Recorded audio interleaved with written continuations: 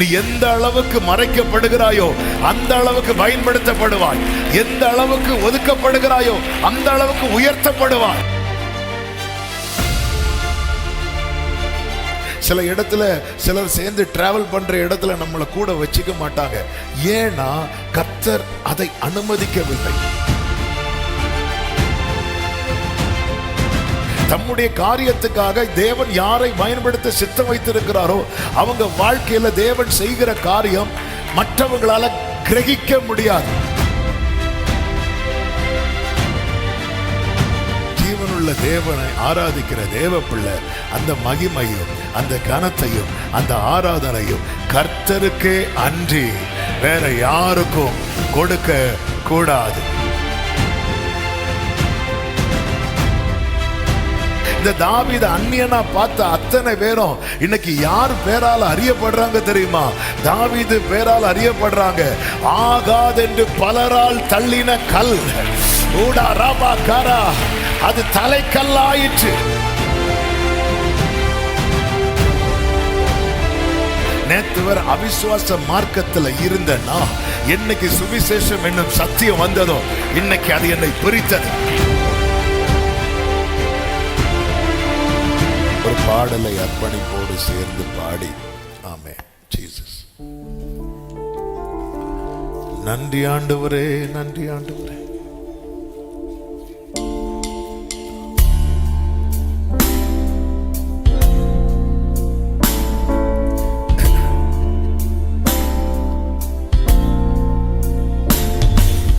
குயவனே குயவனே குயவனே என் இயேசுவே, மண்ணான என்னை உருவாக்குமே உம் கரத்தால் என்னை.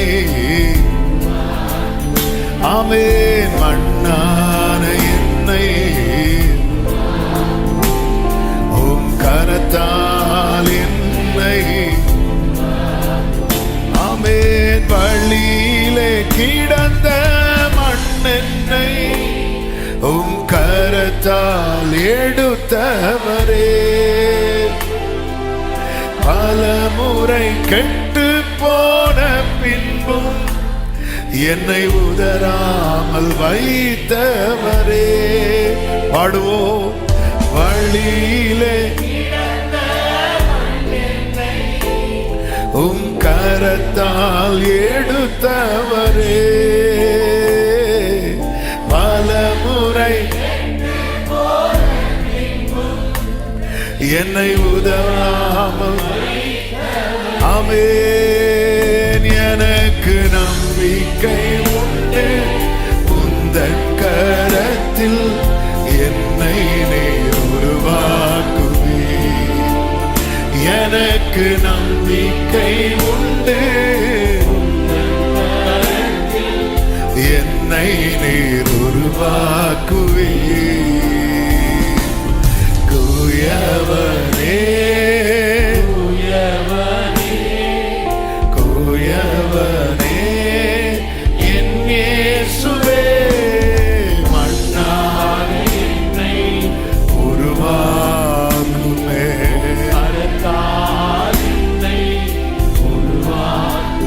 க்ளோரி. மண்ணான என்னை உம் கரத்தால் என்னை. ஓ மிதியிடப்பட்ட மீதியிடப்பட்ட மண்ணின் மேல் உம் மகத்தான சித்தம் வைத்தீர். புடமிடப்பட்ட மண்ணின் மேல் உம் பெரிதான திட்டம் வைத்தீர். எத்தனை பேர் இதை நம்புறீங்க? மீதியிடப்பட்ட உம் மகத்தான சித்தம் வைத்தீர். புடமிடப்பட்ட உம் பெரிதான கைகளை உயர்த்தி எனக்கு நம்பிக்கை உண்டு. ஆமென். என்னை நீர் உருவாக்குவே.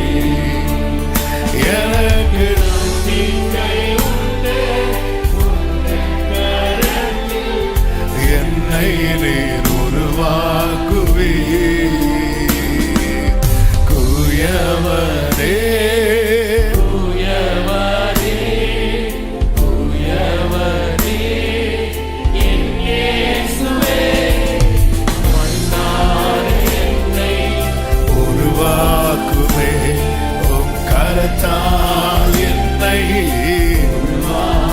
ஆமே மன்னார் என்னை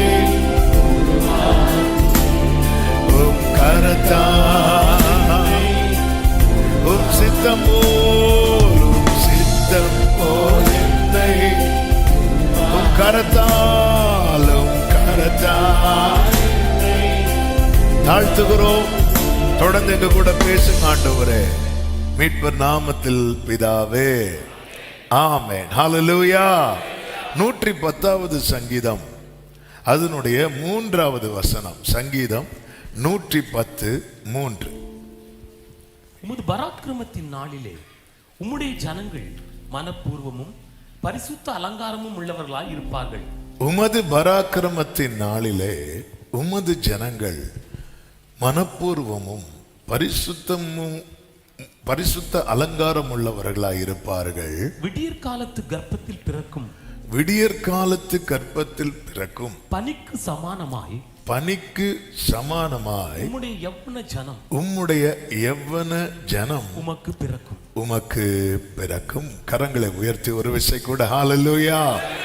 போன வாரத்தில் இந்த வார்த்தையை தியானிக்க வைத்தோம். அந்த செய்தியின் ஒரு தொடர்ச்சியை தான் நாம் இன்று கேட்க போகிறோம். கடந்த வாரத்தில் பரிசுத்த ஆவியானவர் இடைப்பட்ட கர்த்தருடைய வார்த்தை உம்முடைய பராக்கிரமத்தினால். போன வாரம் அதை சொன்ன. பராக்கிரமத்தினால் என்பது கர்த்தர் எழுந்தருளி அவர் ஆளுகை செய்யும் அல்லது அவர் யுத்தம் செய்யும் நேரம் அல்லது நாள்.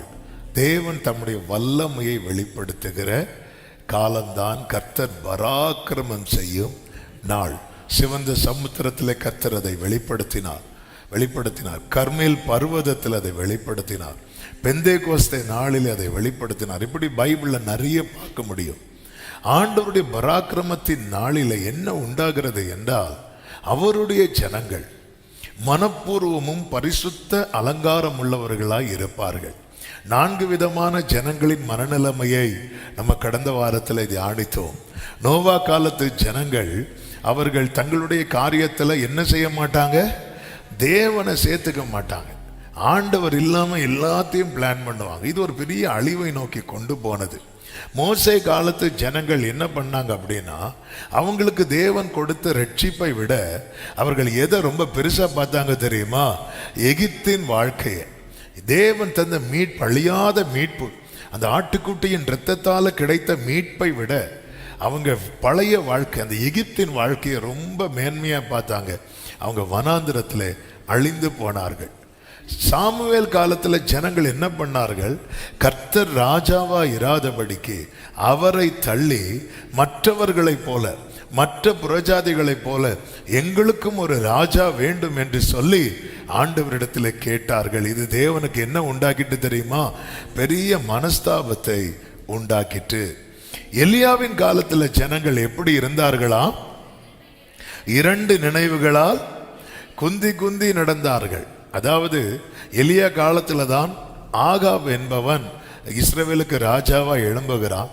இவன் போய் என்ன பண்ணுகிறான் என்றால், சீதோன் தேசத்திலே இருக்கிற ஏசபேலை விவாகம் பண்ணி கொண்டு வருகிறான். ஏசபேலை கொண்டு வரும்போது சீதோன் தேசத்து ஜனங்கள் எதை வழிபடுகிறவர்களா இருக்கிறார்கள் என்றால், பாகாலை வழிபடுகிறவர்களா இருக்கிறார்கள். அந்த பாகால் தீர்க்கதரிசிகள், பாகாலின் விக்கிரக தோப்பு எல்லாமே எங்க வருது அப்படின்னா, இஸ்ரவேல் பட்டணத்துக்குள்ளே, எருசலேமுக்குள்ளே வருகிறது. இது என்ன ஆகுது? அது ஜனங்களை அதிகமாய் பாதிக்க ஆரம்பிக்கிறது. ஜனங்களும் ஆண்டவரும் எல்லாம் ஒண்ணுதான் அப்படிங்கிற நிலைமைக்கு கொண்டு வந்துட்டாங்க. எம்மதமும் சம்மதம் என்கிற நிலைக்கு இவங்க வந்துட்டாங்க. ஆனா ஒரு தேவ பிள்ளைக்கு, ஜீவனுள்ள தேவனை ஆராதிக்கிற தேவ பிள்ளை, அந்த மகிமையும் அந்த கனத்தையும் அந்த ஆராதனையும் கர்த்தருக்கே அன்றி வேற யாருக்கும் கொடுக்க கூடாது. கரங்களை உயர்த்தி ஒரு ஹல்லேலூயா சொல்லுங்க பார்க்கலாம். அப்ப இப்படிப்பட்ட நிலையில நோவா காலத்துல, மோசே காலத்துல, நோவா காலத்துல மொத்தமா அழிச்சார் ஆண்டவர். மோசே காலத்துல கொஞ்சம் கொஞ்சமா பேட்ச் பேட்சா கதையை முடிச்சார் ஆண்டவர். ஏன்னா அவங்க யாருக்குமே என்ன வேண்டாம், கானான் வேண்டாம். நோவா காலத்துல என்ன வேண்டாம், கர்த்தர் வேண்டாம். மோசே காலத்துல என்ன வேண்டாம், நல்லா புரிஞ்சுக்கோங்க, கர்த்தர் வேண்டாம் பரலோகம் வேண்டாங்கிற மனநிலைமையில இருக்கிறவங்களுக்கு இது கிடைக்காது. ஆளு எனக்கு பரலோகம் வேணுங்கிற வாஞ்சியோடு போறாங்க தெரியுமா, அவங்க தான் பரலோகத்தை சுதந்திரிப்பாங்க. ஆமா, அதாவது வேண்டா வெறுப்பா இருக்கிறவங்களெல்லாம் கர்த்தர் தூக்கிட்டு போக மாட்டார். ஹல்லேலூயா. ஆமா, வாஞ்சை உள்ள அதாவது இயேசுவை விட்டு ஒரு பெரிய கூட்டம் போறாங்க. போகும்போது ஆண்டவர் யாரையுமே பிடிச்சி நிறுத்தல. பேதுரு சொல்லு 5 அப்பம் மீன், இந்த வாட்டி சிக்கனும் போடுவேன்னு சொல்லு. ஒண்ணுமே சொல்லல ஆண்டவர். ஆண்டவர் கேட்டார் பேதுருட்டு, நீங்களும் போக. அது நத்தம் என்ன, யாரையும் கம்பல் பண்ணி ஆண்டவர் எங்க கூட்டிட்டு போக மாட்டார், பரலோகத்துக்கு கூட்டிட்டு போக மாட்டார். யாரு வாஞ்சிக்கிறார்களோ, பவுல் சொல்லுகிறார், நம்முடைய குடியிருப்போ பரலோகத்தில் இருக்கிறது, அங்கே இருந்து இரட்சகர் வர எதிர்பார்த்து காத்திருக்கிறோம். ஹல்லேலூயா. ஆமென். இந்த வாஞ்சை, இந்த ஏக்கம், இதோடு தான் ஒரு தேவ பிள்ளை பயணிக்கணும். அவருடைய ஜனங்கள் அப்போ இதை நோக்கி பயணிக்கிறவங்க எப்படிப்பட்டவர்களா இருக்கணும்னா, பரிசுத்தமும் மனப்பூர்வம் உள்ள ஜனமாய் காணப்பட வேண்டும். இப்படி காணப்படும் போது அடுத்த தலைமுறை எப்படி பிறக்கும் தெரியுமா? ஆமென். அவருக்கென்று விடியற்காலத்து கற்பத்தில் பிறக்கும் பனிக்கு சமானமாய், அதாவது நம்முடைய தலைமுறை எப்படி அழைக்கப்பட வேண்டும் என்றால், ஆண்டவருடைய சந்ததி என்று அழைக்கப்பட வேண்டும். ஆமென். அது மட்டுமல்ல, கர்த்தரால் ஆசீர்வதிக்கப்பட்ட சந்ததி என்று அழைக்கப்பட வேண்டும். இப்படி என் தலைமுறை அழைக்கப்பட வேண்டும் என்று விரும்புகிறவங்க கைகளை உயர்த்தி ஆமென் சொல்லுங்க பார்க்கலாம்.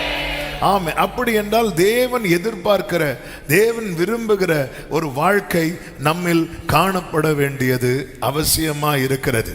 நோவா காலத்துல ஜனங்களை அழித்தார். ஆனால் எலியாவின் நாட்களிலே ஜனங்களை அழிக்காமல், ஜனங்கள் கர்த்தரே தெய்வம் என்று அறிந்து கொள்ளும்படிக்கு கர்த்தர் தம்முடைய வல்லமையை நடப்பித்தார். இந்த நாட்களிலே நாம் அதுதான் விரும்ப வேண்டும். கர்த்தர் அதை தான் செய்ய விரும்புகிறார். ஆமாம். கிறிஸ்து வெளிப்படுவதற்கு முன்பதாக யோவானை எந்த ஆவி உடையவனாய் கர்த்தர் அனுப்பினார் தெரியுமா? கரெக்டா சொல்றீங்க, இருக்கிறீங்களா? இங்கதானே இருக்கிறீங்க. எந்த ஆவி உடையவனை அனுப்பினார்? எலியாவின் ஆவி உடையவனாய். அப்படி அனுப்பினதுனாலதான் அவனிடத்தில் வந்த ஜனங்கள் எல்லாம் மனம் திரும்பி ஞான ஸ்நானம் பெற்றார்கள். ஒரு ஆமேன் சொல்லுங்க பார்க்கலாம். அப்போ கிறிஸ்துவின் வருகைக்கு, முதலாம் வருகைக்கு முன்பதாக நடந்த அதே கிரியை போலதான் அவருடைய 2வது வருகைக்கு முன்பதாகவும் நடக்க போகிறது. கரங்களை உயர்த்தி ஆமேன் சொல்லுங்க பார்க்கலாம். அப்போ இந்த இடத்துல யார் தேவை அப்படின்னா, ஒரு எலியா தேவை. ஆமேன். அதான் எலியாவின் ஆவி உடையவன். எலியா என்ன பண்றார்? எலியாவின் நாட்கள்ல என்ன நடந்தது? ஜனங்கள் சத்தியத்தை அறிந்து கொண்டார்கள். ஆமென். அந்த காலம் ஒரு இருண்ட காலமா இருந்தது. கர்த்தருடைய வார்த்தை வெளிப்படாத காலமா இருந்தது. ஆசாரியர்கள் எல்லாம் ஆலயத்தில் இருக்கும் போது வனாந்தரத்தில் இருந்த யோவான் ஸ்நானனுக்கு கர்த்தருடைய வார்த்தை வெளிப்பட்டது.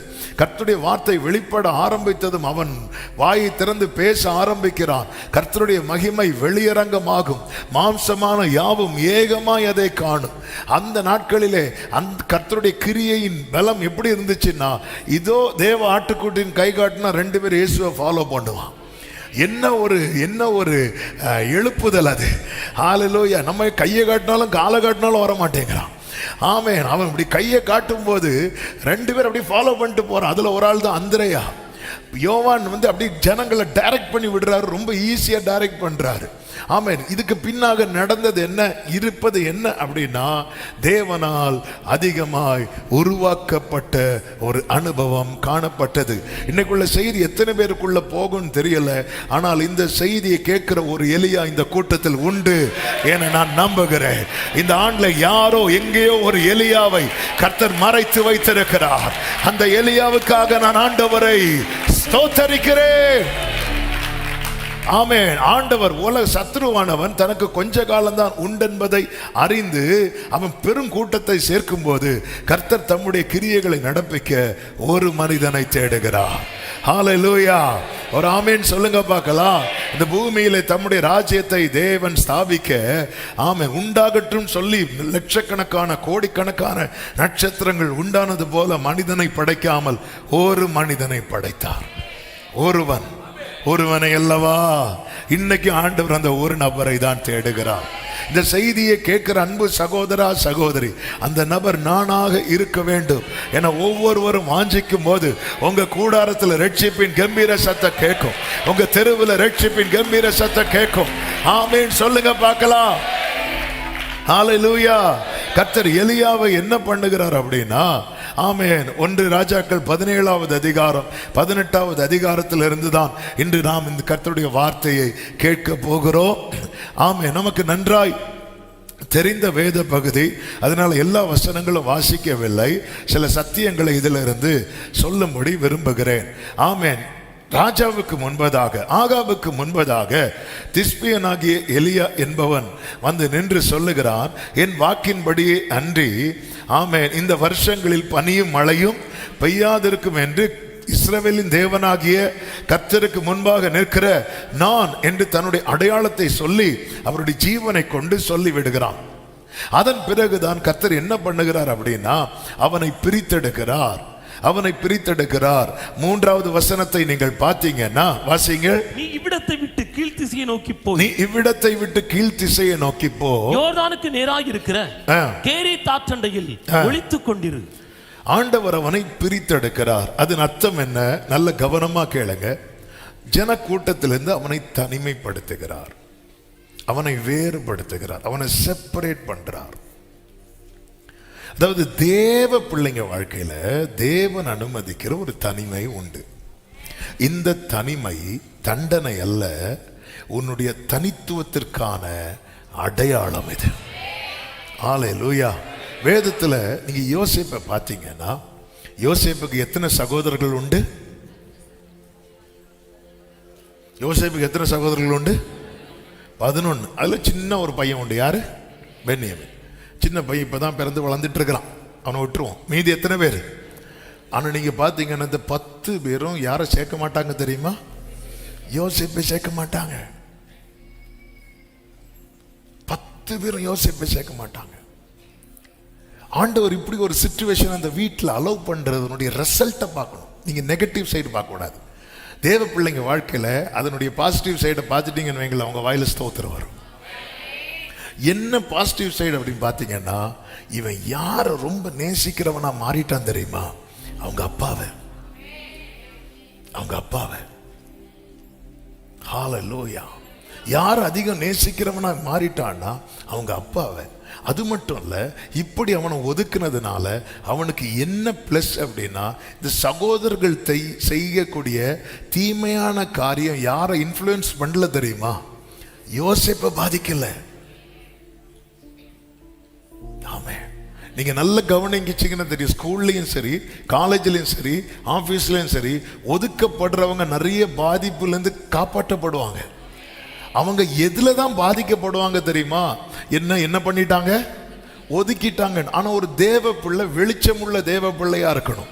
உம்முடைய வெளிச்சத்தில் நாங்கள் எதை காண்கிறோம்? வெளிச்சம் காண்கிறோம். இன்னைக்கு இவன் அதிக டைம் யாரோட ஸ்பெண்ட் பண்ண முடியுது அப்படின்னா யாக்கோபோடு ஸ்பெண்ட் பண்ண முடியுது. அதிக டைம் யாரோடு பழக முடிகிறது என்றால் யாக்கோபோடு பழக முடிகிறது. இதற்கு ஒரு முக்கியமான காரணம் என்ன அப்படின்னா, மற்ற 10 பேரும் தங்கள் கூட்டத்தில் இவனை சேர்த்துக்க மாட்டாங்க. இந்த தனிமையை தேவன் அனுமதித்ததுனாலதான் யோசேப்பால தரிசனத்தை நோக்கி பயணிக்க முடிந்தது. கூட்டத்தில் சேர்த்துக்கணும்னு சொல்லி யோசேப்பு தன்னை மாற்றிக்கவில்லை, தன்னை மாற்றிக்கொள்ளவில்லை. அண்ணே நீங்க பண்றதை நானும் பண்றேன். இன்னைக்கு அநேகர் நண்பர்களோடு சேரும்படியாக அநேகர் இந்த மாதிரி செய்கிறதை பார்க்க முடியும். தேவ பிள்ளைங்க வாழ்க்கையில உனக்குன்னு ஒரு தனித்துவத்தை கர்த்தர் வைத்திருக்கிறார் என்றால் உன் வாழ்க்கையில ஒரு தனிமையின் அனுபவத்தை கர்த்தர் வைத்திருப்பார். ஆமென் சொல்லுங்க பார்க்கலாம். அவன் யாராக மாறுகிறான் என்றால் தரிசனத்தை நோக்கி பயணிக்கிறவனாக மாறுகிறான். அவன் வாயை திறந்து பேசினா தரிசனம் தான் பேசிட்டு இருக்கிறான். இதுக்கு ரீசன் என்ன அப்படின்னா, அவன் வீட்டில் அவன் ஒதுக்கப்படுகிற ஒரு நிலை. இது அவங்க ஒதுக்குனாங்கன்னு சொல்றதை விட கர்த்தர் இதை அனுமதித்தார்.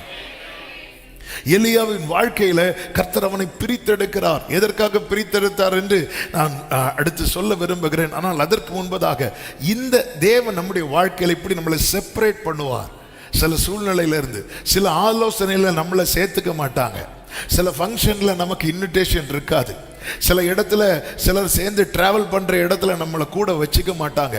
ஏன்னா கர்த்தர் அதை அனுமதிக்கவில்லை. ஓசியா 2 இருக்கிறது, தன் வழிகள் காணாதபடிக்கு நான் மதிலை எழுப்புவேன், முள்ளுகளால் அடைப்பேன் என்று கர்த்தர் சொல்லுகிறார். சில சில சில பாதைகளை கர்த்தர் அடைக்கிறார். கர்த்தர் நமக்கு இதை செய்கிறார். மோசே வாழ்க்கையில பாருங்க, அவன் பிறந்து வளர்ந்ததுலேருந்து எங்க தான் வளர்றான் தெரியுமா? எகிப்துல வளர்றான். யார் வீட்டில் வளர்றான் தெரியுமா? பார்வோன் வீட்டில் வளர்றான். யாருடைய மகனா வளர்றான் தெரியுமா? பார்வோனுடைய குமாரத்தின் மகனாய் வளருகிறான். அப்போ அவன் எதுல கற்று தேறுகிறான் தெரியுமா? வேதத்தில் இல்ல, எகிப்தின் சகல சாஸ்திரங்கள். அப்படிதான் பைபிள்ல இருக்கு, எகிப்தின். அப்போ எகிப்தினுடைய A to Z அவன் படிக்கிறான். அப்போ அவனுக்குள்ள எதுல ஊறி போய் இருக்கிறான் அப்படின்னா, எகிப்தினுடைய எல்லா காரியங்களும் அவனுக்குள்ள ஊறி போய் இருக்கிறது. அவன் அதுல வல்லவனானான்னு பைபிள்ல இருக்கு. PhD முடிச்சிட்டார் அதுல.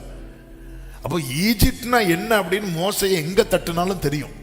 அப்படிப்பட்ட நிலையில் இருக்கிறான். ஆனால் அவன் மேல தேவ திட்டம் பெரிதா இருக்கிறதுனால அவனை எகிப்திலிருந்து எத்தனை வருஷம் வெளியே கொண்டு போனார் தெரியுமா?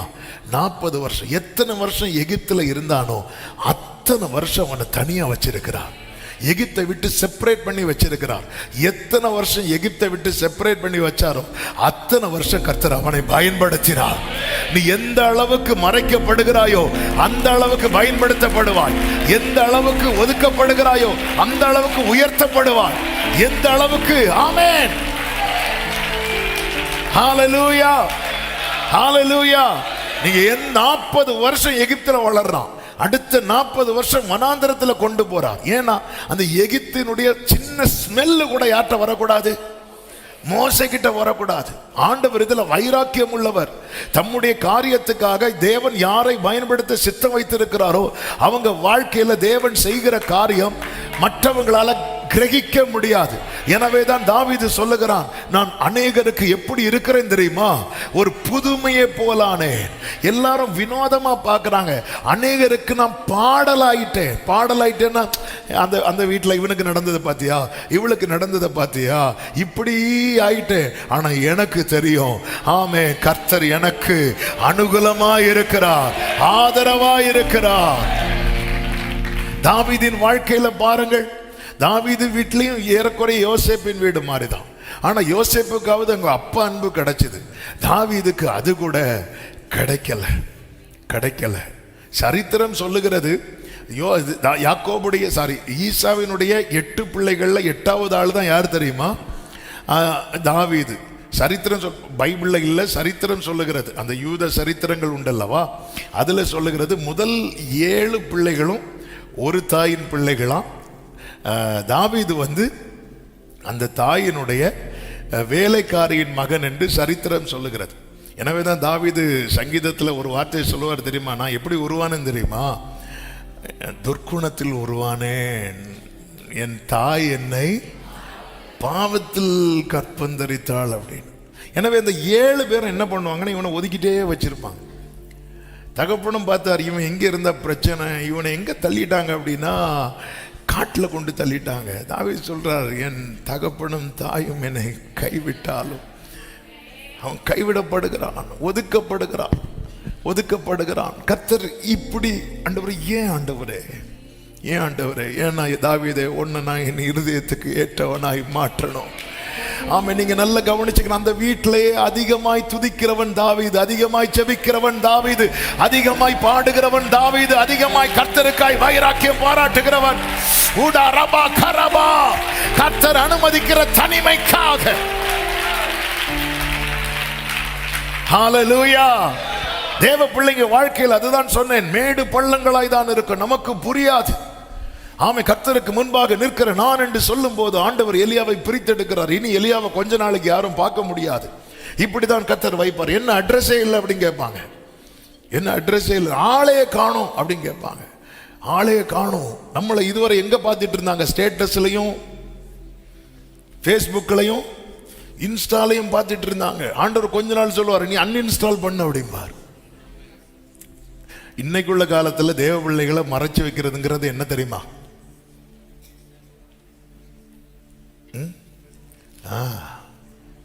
ஹல்லேலூயா.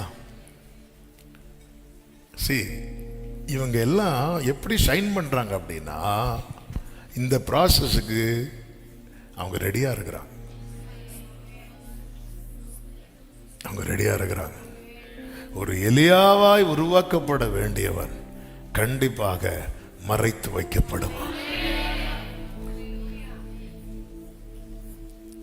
மறைத்து வைக்கப்படுவான். தாவீது அதிகமாய் துதிக்கிறவனாய் அந்த வீட்டுல துதியின் சத்தம், ஜெப சத்தம், இதெல்லாம் யார்கிட்ட இருந்து மட்டும்தான் வரும் அப்படின்னா தாவீது கிட்ட இருந்து மட்டும்தான் வரும். ஆனா இப்படி ஒதுக்கப்பட்டவங்கள நீங்க பாத்தீங்கன்னா அவங்களுக்கான சீசன் ஓப்பன் ஆகும். ஓப்பன் ஆகும்போது உன்னெல்லாம் தலைவனா வச்சது யாருன்னு கேட்ட அத்தனை பேரும் யாரை தேடுறாங்க தெரியுமா? இப்போ மோசையை தேடுறாங்க. ஆமா, இந்த சொப்பனக்காரன் இருக்கிறது வரைக்கும் நம்ம குடும்பத்துக்கு தலைவலின்னு சொன்ன சகோதரர்கள் எல்லாம் இப்ப யார் தயவுல வாழ்றாங்க தெரியுமா? யோசேப்பு தயவுல வாழ்றாங்க. இந்த தாவீது அந்நியனா பார்த்த அத்தனை பேரும் இன்னைக்கு யார் பேரால அறியப்படுறாங்க தெரியுமா? தாவீது பேரால் அறியப்படுறாங்க.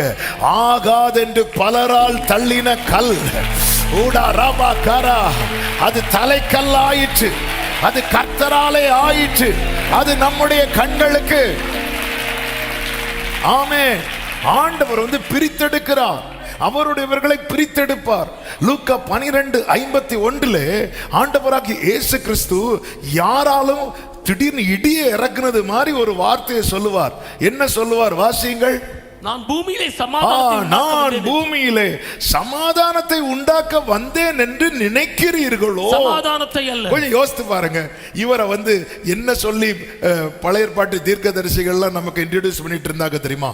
சமாதான கர்த்தர், சமாதானத்தின் தேவன், சமாதான பிரபு, பிரின்ஸ் ஆஃப் பீஸ். இப்படி சொல்லிட்டு இருக்கும்போது இவர் நம்மளை பீஸ் ஆக்கிட்டாரு. ஆமே, நான் பூமியிலே சமாதானத்தை உண்டாக்க வந்தேன் என்று நினைக்கிறீர்களோ? சமாதானத்தை அல்ல, பிரிவினையே உண்டாக்க வந்தேன் என்று உங்களுக்கு சொல்லுகிறேன் அப்படிங்கிறார். ஆமே. ஆண்டவரே, நாங்க பார்த்த பைபிள் இப்படியே பார்த்துட்டு இருக்கும்போது திடீர்னு இல்லைன்றீங்களே ஆண்டவரே. ஏன்? நீங்க அந்த 12வது அதிகாரம் நீங்க படிச்சீங்கன்னா தெரியும். அவர் அதுல அதிகமா எதை சொல்லுவார் அப்படின்னா உண்மையான சீஷத்துவத்தை சொல்லுவார். a true disciple எப்படி இருக்கணும், கிங்டம் உடைய மைண்ட் செட், அவருடைய வருகை, இதெல்லாம் ஆண்டவர் பேசுவார். இது சொல்லும் போது அவருக்கு 100% தெரியும். இதை எல்லாரும் ஏற்றுக்கொள்ள மாட்டாங்க. அவருடைய வார்த்தையை கேட்கும் போதே ஏற்றுக்கொள்ளுகிற ஒரு கூட்டம் இருக்கும், ஏற்றுக்கொள்ளாத ஒரு கூட்டம் இருக்கும். இதுதான் அந்த பிரிவினை. இந்த சத்தியம் இருக்குல்ல, விசுவாசத்தையும் அவிசுவாசத்தையும் செப்பரேட் பண்ணும். ஒளியையும் இருளையும் செப்பரேட் பண்ணும். நீதியையும் அநீதியும் செப்பரேட் பண்ணும். ஹல்லேலூயா, ஹல்லேலூயா. நேத்து வரை அவிசுவாச மார்க்கத்தில் இருந்தேன்னா என்னைக்கு சுவிசேஷம் என்னும் சத்தியம் வந்ததோ இன்னைக்கு அது என்னை பிரித்தது. அப்ப ஒரு வீட்டில் ரட்சிக்கப்பட்டவனும் இருப்பான், ரட்சிக்கப்படாதவனும் இருப்பான். ஆமா, இந்த ரட்சிக்கப்பட்டவங்களும் ரட்சிக்கப்படாதவங்களும் பார்த்தீங்கன்னா இவங்க சேர்ந்து போறதுங்கிறது பெரிய சேலஞ்சா இருக்கும். பெரிய சேலஞ்சா இருக்கும். எப்படி தரிசனம் உள்ள யோசேப்பு, தரிசனம் இல்லாத 10 சகோதரர்கள், தெரிந்தெடுக்கப்பட்ட மோசே மற்றவர்கள், தாவீது மற்றவர்கள். இது ஒரே வீட்டில் தான், ஒரே கூடாரத்துக்குள்ள தான் இருப்பாங்க. ஆனா செட் ஆகாது. ஒரு தேவ பிள்ளை புரிஞ்சுக்கணும், இன்னைக்கு செட் ஆகல, ஆனா நான் இதுல உறுதியா இருந்தா நாளைக்கு செட் ஆகும். இயேசு இந்த பூமியில யார் வயிற்றில் பிறந்தார்? மரியாள் புருஷன் யாரு?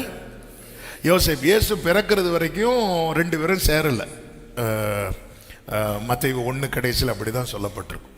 மத்தேயு சுவிசேஷம் 1வது அதிகாரம் அதனுடைய கடைசி வசனத்தை நீங்க பார்த்தீங்கன்னா, ஆமென், அவள் தன் முதற் பேரான குமாரனை பெருமளவும் அவளை அறியாதிருந்து யோசேப்பு அவளை அறியாதிருந்து அவருக்கு இயேசு என்று பெயரிட்டார். அப்போ அந்த ஏன்னா அந்த குழந்தை பரிசுத்த வித்து, பரிசுத்தாவி வரும்போது ஆமென் இந்த கன்னிகை யாரா மாறுறாங்க, கர்ப்பவதியா மாறுறாங்க. ஆண்டவர் யோசேப்பை இணைக்கிறார். இணைக்கும் போது இவங்க அதில் ரொம்ப ஸ்ட்ராங்காக இருக்கிறாங்க. நம்ம புருஷ மனைவி தான், ஆனால் இந்த குழந்தை பிறக்கிறது வரைக்கும் நம்ம என்ன செய்யக்கூடாது, சேரக்கூடாதுன்னு சொல்லி வெயிட் பண்ணுறாங்க. குழந்தை பிறந்ததுக்கப்புறம் அவங்க நார்மல் லைஃப். அப்படி நார்மல் லைஃப்பில் பிறந்த பிள்ளைகளுக்கு பேர் தான் யாக்கோபு, யூதா, யோசே, இப்படிப்பட்டவங்க. இதில் இயேசு 30 வயசு வரை அதே வீட்டில் தான் இருக்கிறார். பெற்றோருக்கு கீழ்ப்படிந்திருந்தார்னு பைபிளில் இருக்கு 12வது வயதில். அதுக்கப்புறம் சாப்டர் எங்கே ஓப்பன் ஆகுதுன்னு 30வது வயது. அப்போ 18 வயசு வரைக்கும் 18 வருஷம் அவர் பெற்றோருக்கு கீழ்ப்படிந்திருந்தார். அந்த வீட்டில் வேற பிள்ளைங்க வளர்றாங்க. அந்த பிள்ளைங்க யார் அப்படின்னா யாக்கோபு, யூதா, இவங்கெல்லாம். இவங்களுக்கு யார் மேலே நம்பிக்கை இல்லை.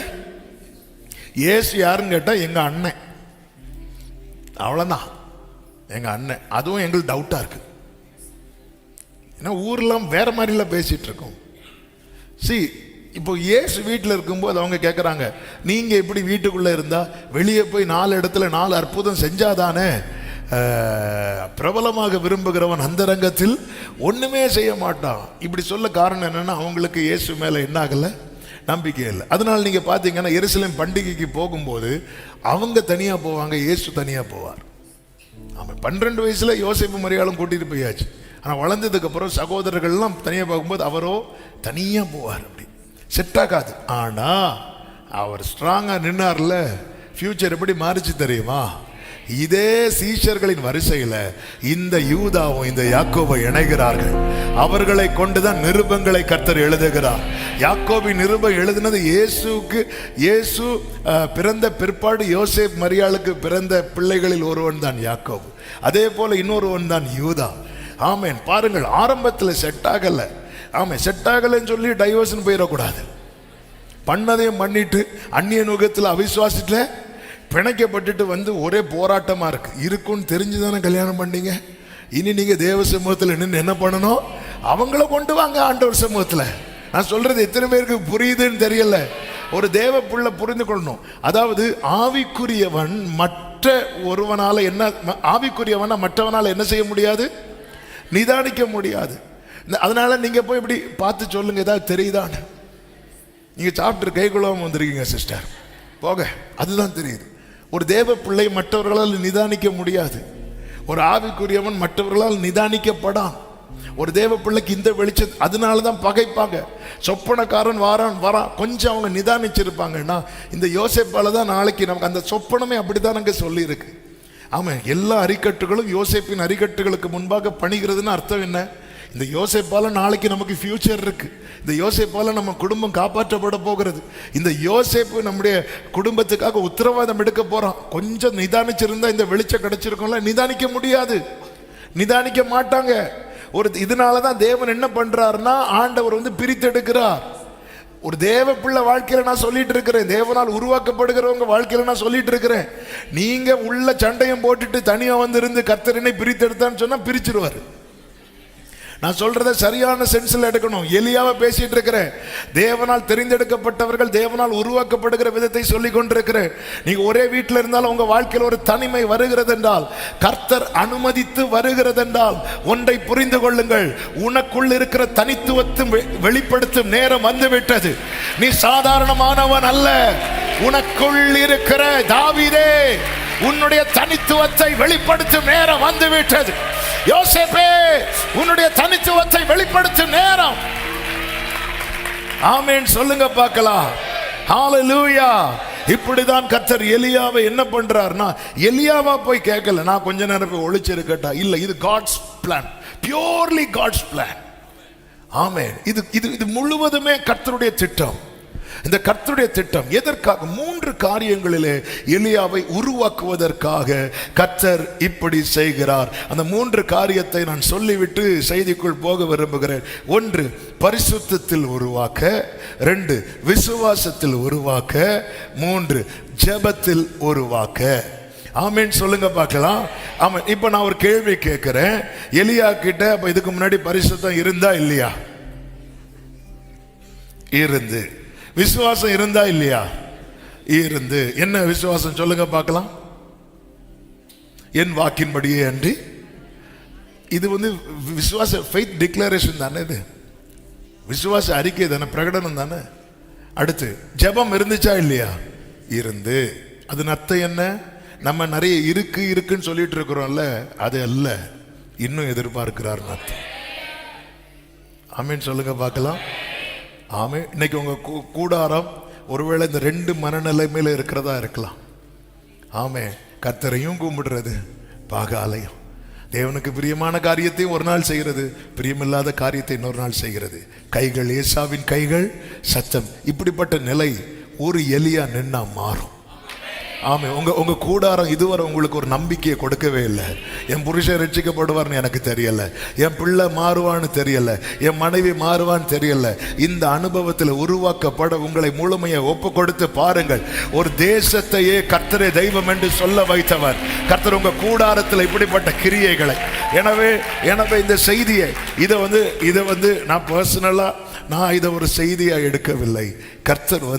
கர்த்தருடைய செயலாக தான் நான் இதை எடுத்தேன். ஆமேன். அதை தான் இந்த சபைக்கு அப்படியே நான் அதை கடத்த விரும்புகிறேன். ஆமேன். அதை மறுபடியும் சொல்லுகிறேன். இது எல்லாருக்குமான செய்தியான்னு எனக்கு தெரியாது. ஆனால் இது ஒன்று, இந்த கூட்டத்தில் அல்லது எங்கேயோ ஒரு எலியா மறைந்திருக்கிறார். கர்த்தர் எலியாவுக்கான சீசனை ஓபன் பண்ண விரும்புகிறார். ஒரு ஆமேன் சொல்லுங்க பார்க்கலாம். சத்தமா ஆமேன் சொல்லுங்க. எத்தனை பேர் அது நானா இருக்கணும்னு விரும்புறீங்க? கைகளை உயர்த்தி ஹalleluya. கர்த்தர் பரிசுத்தத்திலே உருவாக்கினார். 3வது வசனம் ஒரு விசை கூட வாசிக்கலாம். நீ இவ்விடத்தை விட்டு கீழ்த்திசையை நோக்கி போய் யோர்தானுக்கு நேராய் இருக்கிற கேரித் ஆற்றண்டையில் ஒளித்துக் கொண்டிரு. ஆண்டவருக்கு மாத்திரம் மகிமை உண்டாவதாக. ஆண்டவர் என்ன செய்கிறார் என்றால், இந்த 2 நினைவுல குந்தி நடக்கிறாங்கல்ல ஜனங்க, யார கேட்டாலும் அதான், யார பார்த்தாலும் அதான், யார பார்த்தாலும் அதான். ஆண்டவர் என்ன பண்றார் தெரியுமா? இந்த தாக்கம் யார பாதிச்சிடக்கூடாது, எலியாவை பாதிச்சிடக்கூடாது என்பதற்காக கர்த்தர் அவன் அந்த கூட்டத்திலிருந்து செப்பரேட் பண்றார். எலியா நமக்கு தெரிஞ்சு அக்னி இறக்குனவர், மழையை வர வச்சவர், எல்லாம் ரைட்டு தான். ஆனா எலியா யாருன்னு யாக்கோபு 5 சொல்லப்பட்டிருக்கிறது. எலியா யாரு சொல்லுங்க? நம்மை போல. அதன் அர்த்தம் என்ன? எப்போ வேணாலும் இந்த காரியம் எலியாவை பாதிக்கிறதுக்கு வாய்ப்பு இருக்கிறது. நம்ம லைஃப் அப்படிதானுங்க. நல்லா தான் போயிட்டு இருக்கோம், சவால் விடுவோம். ஆமே. நாளின் பக்கத்தில் 1000 10,000 விழுந்தாலும் அணுகாது சொல்லிட்டு எம்மான்னு விழுந்து கிடப்போம். கரெக்டா? ஆமா. எலியாவும் நம்மை போல பாடுள்ள மனுஷன். ஆண்டவர் என்ன பண்றார் தெரியுமா? ஒருத்தன் உருவாக்கப்பட ஒப்பு கொடுக்கிறான். ஒப்பு கொடுக்கிறவனை கர்த்தர் எங்க வைக்கணுமோ அங்க வைக்கிறார். ஆண்டவர் எலியாவை 3 இடத்துல வைக்கிறதை பார்க்க முடியும். 1 கேரித் ஆற்றண்டையில, 2 சீதோனுக்கு அடுத்த சாரிபாத்ல, 3 சாரிபாத் வீட்டு விதவையின் மேல் வீட்டறையில் அப்பர் ரூம். இந்த 3 அனுபவங்கள், இது 3ஐயுமே எலியா என்ன பண்றார்னா அக்செப்ட் பண்றார். ஆண்டவர் உங்களை எந்த சூழ்நிலையில எப்படி வைக்க விரும்புகிறாரோ அப்படி இருக்க நீங்க ஒப்பு கொடுங்கள். கர்த்தருக்கு உருவாக்குவது எளிதாகிவிடும். இன்னைக்கு ஆண்டவர் அதாவது என்ன உருவாக்குவது ஆண்டவருக்கு எளிதாக வேண்டுமானால், நான் என்னை அவருடைய சித்தத்துக்கு முழுமையாக பூரணமாக ஒப்பு கொடுக்க வேண்டும். இந்த இடத்துல நீங்க கவனிச்சீங்கன்னா, எலியா பாதுகாக்கப்பட மட்டுமல்ல கொண்டு வரப்பட்டது. எலியா பாதுகாக்கப்பட மட்டுமல்ல, எலியாவை பாதுகாக்க இப்படி ஒரு இடத்துல ஒளிச்சு வைக்க வேண்டிய அவசியமே கிடையாது. எலியாவுக்கு அடுத்து எழும்பின எலிசா அவன் ஒளிச்செல்லாம் இருக்கல, அவன் பர்வதத்துல தான் இருக்கிறான். சீரிய ராஜா தன் சேனையெல்லாம் கொண்டு வரும்போது எலிசாவை நெருங்க முடியல. ஏன் நெருங்க முடியல சொல்லுங்க பார்க்கலாம். எலிசாவை சுத்தி என்ன இருக்கிறது? அக்கினிமயமான ரதங்கள் இருக்கிறது. சத்துருவுக்கு நெருங்க முடியல. இப்படி தேவனுக்கு எலியாவை பாதுகாக்க முடியுமா முடியாதா? முடியும். எலிசாவை சுத்தி அக்கினிமயமான ரதம் இருக்குன்னா எலியாவை சுத்தி இல்லையா? இருக்கும். ஆனா அப்ப இங்க பாதுகாப்பு மட்டும் இல்லைங்க விஷயம். இங்க விஷயம் என்ன அப்படின்னா, எல்லா ஜனங்களையும் பாதித்த காரியம் எலியாவை பாதிச்சிடக்கூடாது. இதுதான் நான் ஆரம்பத்தில் டச் பண்ணிட்டு வந்தேன். சில இடத்துல உங்களை ஒதுக்குறதுக்காக நீங்க ஆண்டவர் என்ன பண்ணணும் தெரியுமா? ஸ்தோத்திரம் பண்ணணும். ஒரு ஆமேன் சொல்லுங்க பார்க்கலாம். சில இடத்துல உங்களை சேர்த்துக்க மாட்டாங்க, உங்களை ஒதுக்க மாட்டாங்க. ஏன்னா நம்ம எந்த அளவுக்கு வீக்கான பர்சன் அப்படின்னு நம்மளை உருவாக்குகிற கர்த்தருக்கு தெரியும். ஹல்லேலூயா. வழியிலே கிடந்த மண்ணெண்ணை எடுத்தவரே, பல முறை ஹல்லேலூயா என்னை. இந்த வார்த்தை 100% உண்மை. என் வாழ்க்கையில 1000% உண்மை. அவருக்கு தெரியும். வாழ்க்கையை திரும்பி பார்க்கும் போது நிறைய இடத்துல இருந்து செப்பரேட் பண்ணி இருப்பார், நிறைய இடத்துல இருந்து ஒதுக்கி இருப்பார். ஏன்னு பார்த்தா அது நம்மளை பாதிக்கும்னு நமக்கு நம்ம என்ன நினைப்போம் தெரியுமா? இஸ்ரவேல் தேவனுக்கு முன்பாக நிற்கிற நான் ஆண்டவர் இவ்வளவு சேலஞ்சா பேசுற என்ன போய் அந்த கூட்டத்தில் இருக்க விடாம மாத்தி வச்சிருக்கிறீங்களே, இரு இரு இரு அப்படின்றாரு. இரு. சரி, என்ன ஒரு காரியம், அதாவது ஒரு கூட்டத்துக்குள்ள நான் என்றானா அந்த காரியம் என்ன பாதிக்குது அப்படின்னா, எனக்கு நான் எதுல எனக்கு என்ன ஃபீல் ஆகணும்? என்ன விட்டுட்டீங்களா ஆண்டவரே? பேதுருவை வராதன்னு சொன்னார்ல, இதுக்குதான். பேதுரு நீ எல்லாம் கரெக்டு தான்ப்பா, ஆனா உன்னோட வீக்னஸ் எனக்கு தெரியும். அதனால இந்த ராத்திரியில என்னை பிடிச்சிட்டு போங்க, நீ வராதன்னா நான் ஏன் வரக்கூடாது? வா, வந்து வாங்கு. இன்னைக்கு இப்படிதான் நம்ம போறோம். இப்படி ஆண்டவரை பொறுத்த வரைக்கும் ரொம்ப சென்சிட்டிவ் காட். நீங்க நல்லா, அதனாலதான் அவரை என்ன பண்ணிடாத, துக்கப்படுத்திடாத.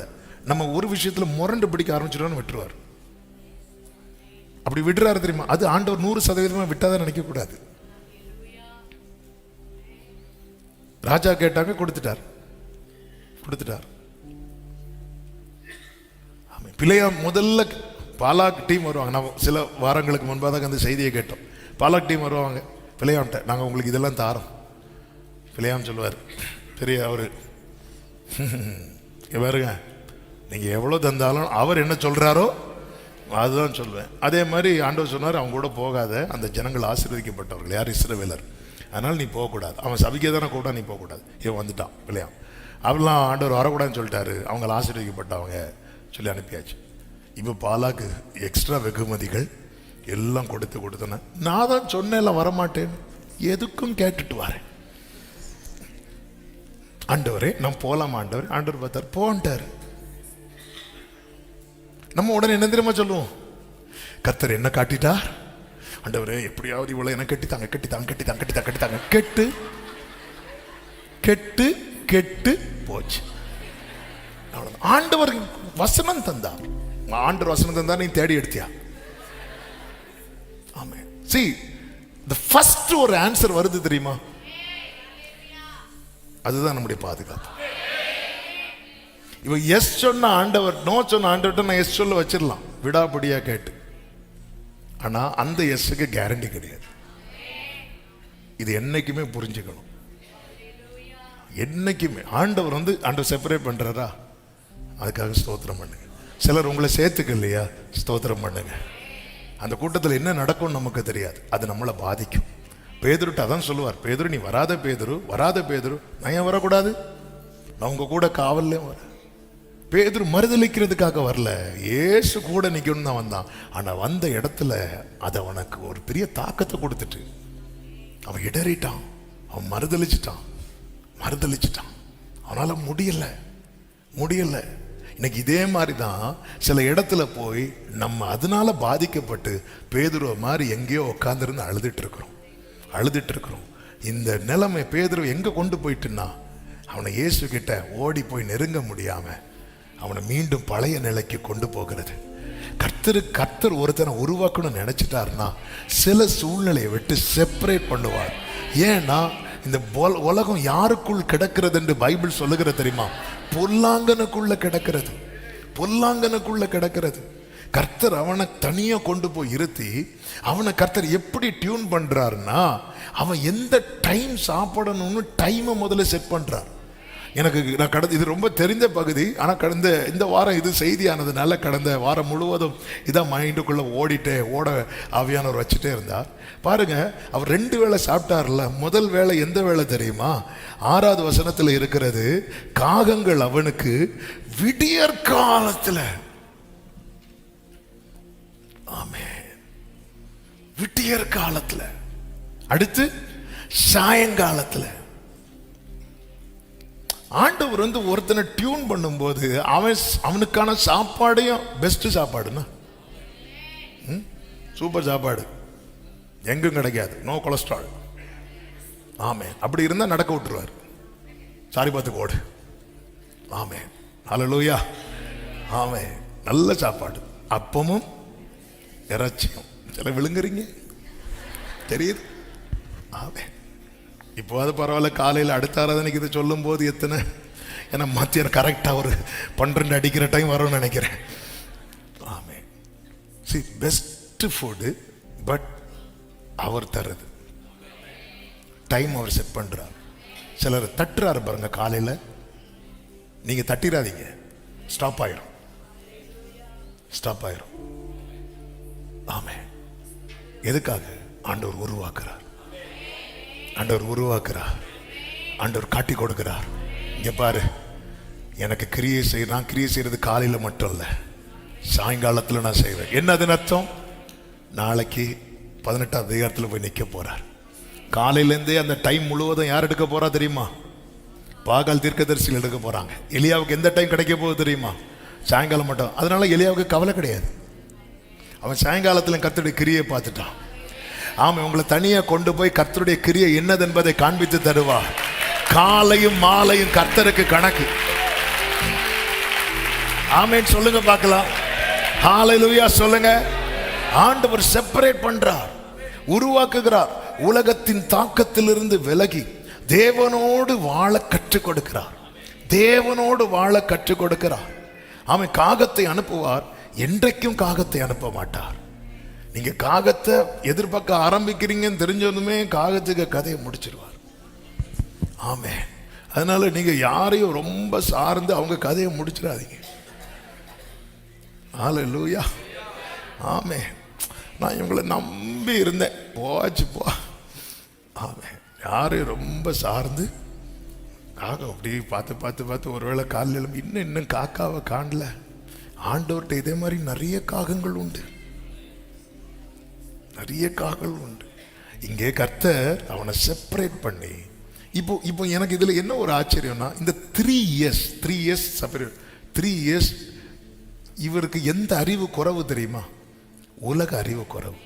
ஒரு நியூஸ் தெரியாது, ஒரு நியூஸ் தெரியாது. நல்லா புரிஞ்சுக்கோங்க, எது எது ஒரு மனுஷனை பாதிக்குமோ பிராக்டிக்கலா நீங்க பாருங்க. ஆமென். ஒரு கிராமம், ஒரு குறிப்பிட்ட கிராமம், பேப்பர்ல அந்த நியூஸ், அந்த கிராம மக்களுக்கு என்ன இல்லை தெரியுமா? கோவிட் இல்லை, கொரோனா வியாதியே இல்லை. ஏன் இல்லைன்னா அங்க ஒரு டிவி கிடையாது, அங்க கரண்ட் கிடையாது, அங்க நியூஸ் பேப்பர் கிடையாது. அந்த மக்கள் ஜாலியா இருக்கிறாங்க, சந்தோஷமா இருக்கிறாங்க, வாழ்ந்துட்டு இருக்கிறாங்க, ஒண்ணுமே கிடையாது. இது ஃபர்ஸ்டா அந்த கோவிட் வந்தப்போ வெரி ஃபர்ஸ்ட் எங்கேயாவது வந்துச்சு. நம்ம இந்த நியூஸ் சேனல்ல ஃபிளாஷ் நியூஸுக்குன்னு ஒரு மியூசிக்கோட வரும், நம்ம தலையெல்லாம் கிர்ன்னு ஆயிரும். நீங்க இந்த ஆண்டவர் என்ன எது பாதிக்குது அப்படின்னு என்னை விட ஆண்டவருக்கு தெரியும். அதனால சில காரியத்தை விட்டு நீ விலகிருன்னு சொல்லுவார். நம்ம இதெல்லாம் என்ன அப்படிமோ. அப்போ நம்ம அதுக்கு முரண்டு பிடிக்கும் போது உருவாக்குறது கஷ்டமா இருக்கும். ஆண்டவர் எங்கேயாவது அற்புதம் செய்ய உட்கார்ந்ததா பார்க்க முடியுமா? இயேசு இல்லை. ஆனா லேவி புத்திரரை சுத்திகரிக்க அவர் எப்படி சுத்திகரிக்கிறார் தெரியுமா? உட்கார்ந்து. இப்போ நம்ம வெற்றி மேடம், அதாவது நம்ம சர்ச்சு ஃப்ரெண்ட்ல வெற்றி மேடம் சொல்லும் போது நிறைய பேருக்கு தெரியாது இவர் என்ன மடத்துக்கு கூட்டிட்டு போறாரு. அங்க இருந்து நீங்க பஸ் ஏறி பார்வதிபுரத்தில் இறங்குறீங்க. பார்வதிபுரங்கிறது அடுத்த ஸ்டாப். அப்போ நீங்க சீட் இருந்தாலும் நீங்க என்ன பண்ண மாட்டீங்க தெரியுமா? உட்கார மாட்டீங்க. ஏன்னா அடுத்து என்னதான் பண்ண போறோம்? நாங்கள் தான் போகிறோம். இப்போ இதே இது நீங்கள் வந்து மார்த்தாண்டம் போனோம் அப்படின்னா சீட்டு இல்லைன்னா இன்னொரு மடியிலேயாவது யாரு உட்காந்துரும், அப்படி இருப்போம். அண்ணா பாருங்க பார்ப்பாங்க, டப்புன்னு வந்து உட்காந்துரும். நம்ம வந்து ஏன்னா நமக்கு அது ரொம்ப நேரம் போக வேண்டி இருக்கு. அப்போ ஆண்டவர் உட்கார்ந்து சுத்திகரிக்கிறாருன்னா அதுக்கு ரொம்ப டைம் எடுக்கிறாருன்னு அர்த்தம். என்னை உருவாக்குவது ஆண்டவருக்கு எளிதாகணும்னா நான் வந்து ஆண்டவருக்கு எஸ் சொல்லி பழகணும். ஆண்டவர் இங்கே பாரு, இதெல்லாம் உனக்கு நீ கொஞ்ச நாளைக்கு இருக்காதுப்பா, வேண்டாம் ஆண்டவரே. நீ ஒரு கொஞ்ச நாளைக்கு இதெல்லாம் அன்இன்ஸ்டால் பண்ணிரியா, ஓகே ஆண்டவரே. நீ கொஞ்ச நாளைக்கு நீ இதெல்லாம் பார்க்காத, ஓகே ஆண்டவரே. ஏன்னா நம்ம எதில் பாதிக்கப்படுறோம்? இப்போ வந்து இந்த மஞ்சக்காமால் இப்படிப்பட்ட வியாதிகள்லாம் வரும்போது டாக்டர்ஸ் சொல்லுவாங்க, நீங்கள் கொஞ்ச நாளைக்கு இதெல்லாம் சாப்பிடாதீங்க, இந்த கறியெல்லாம் சாப்பிடாதீங்க. அப்படி சொன்னால் யாராவது நான் செத்தாலும் பரவாயில்ல நான் சாப்பிட இப்படியே சொல்லுவோம். சிலர் இருக்காங்க, அவங்கள விட்டுருங்க. அந்த இடம் என்னென்னா கொஞ்ச நாளைக்கு நீ அது வேண்டாம், கொஞ்சம் உன் லைஃப் ஃபுல்லாக எடுக்கக்கூடாது அப்படி சொல்லல. கொஞ்ச நாளைக்கு ஒரு டைம் வச்சிருக்கிறார், அது வேண்டாம். ஏன்னா நான் உருவாக்குறது எனக்கு ஈஸியாகணும். எலியாவை உருவாக்குறது ஆண்டவருக்கு ஈஸி ஆகிறதுக்காக சில காரியத்தை அவாய்ட் பண்றார், வேண்டான்னு வைக்கிறார். தேவ பிள்ளைங்க வாழ்க்கையில் இதை புரிந்து கொள்ளணும். இது எல்லா அதான் மறுபடியும் சொல்றேன், இது வந்து எலியாவா நாளைக்கு நான் நிக்க விரும்புறேன்னு சொல்றவங்களுக்கான கர்த்தருடைய வார்த்தை. உங்க குடும்பத்தில் நீங்க எலியாவை நின்னாதான் அந்த 2 நினைவு போகும். 10th படிக்கிறது வரை உங்க பிள்ளை ஒரு நினைவுல இருந்தான், +1 போனதும் நினைவு மாறிச்சுல, ஸ்கூல் படிக்கிறது 1, காலேஜ் போனது, இதெல்லாம் உடைக்கப்படணும்னா உன் குடும்பத்தில் ஒரு எலியா நின்னுதான் ஆகும்.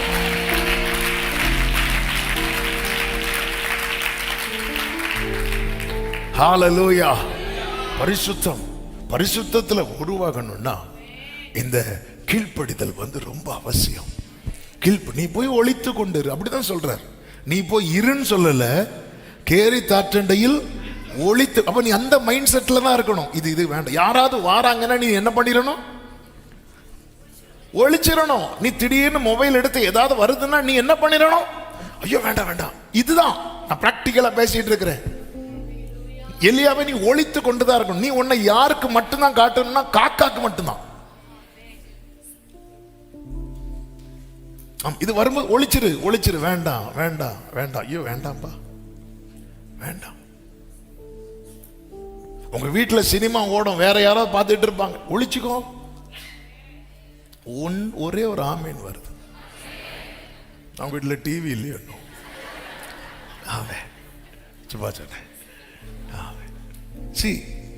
ஒளித்து கொண்டிருந்தா இப்போ கேரி தாட்டண்டையில் உட்கார்ந்து இருக்கிறார். ஆற்றுல தண்ணி இருக்கு, நல்ல கவனிங்க. தேசம் என்ன? பஞ்சம். அப்ப ஜனங்க தண்ணிக்கு எங்க தான் வருவாங்க? ஆட்டு. இவர் ஒளிச்சிருவாரு யாராவது வராங்கன்னா. ஏன்னா ஆண்டவர் சொல்லிட்டாரு ஒளிச்சுக்கோ. இவன் பார்த்தா என்னன்னா ராஜாவுக்கு முன்னாடியே நின்னாளாச்சே இல்ல, இதான் இவனை மறைத்துக்கோ. எலியாவை உருவாக்குறது ஆண்டவர் ரொம்ப ஈஸி ஆயிட்டு, ரொம்ப ஈஸி ஆயிட்டு. சில நேரத்தில் ஆண்டவர் இப்படி தான் வச்சிருப்பார். உனக்கு ஒரு 17th சாப்டர் வச்சிருக்கிறார்னா 18வது ஒரு அதிகாரத்தை வச்சிருக்கிறார். உனக்கு 18வது ஒரு அதிகாரத்தை எழுதி வச்சுட்டு தான் 17வது அதிகாரத்தின் வேலையை இப்ப நடத்திட்டு இருக்கிறார். ஆமென் சொல்லுங்க பார்க்கலாம். கர்த்தருடைய கரத்திலே தேவ பிள்ளைகளே, இந்த சத்தத்தை கேட்கிற சகோதரா சகோதரி, உன்னை நிறுத்தி தம்மை வெளிப்படுத்த தேவன் ஏற்கனவே தீர்மானித்து விட்டார். அன்பு வாலிபர்களே, பெரியவர்களே, இந்த வார்த்தையை கேளுங்கள். ஆண்டவர் உருவாக்குறது அவருக்கு கடினமாயிடக்கூடாது, அவருக்கு லகுவாக. ஓ தேங்க்யூ ஹோலி ஸ்பிரிட்.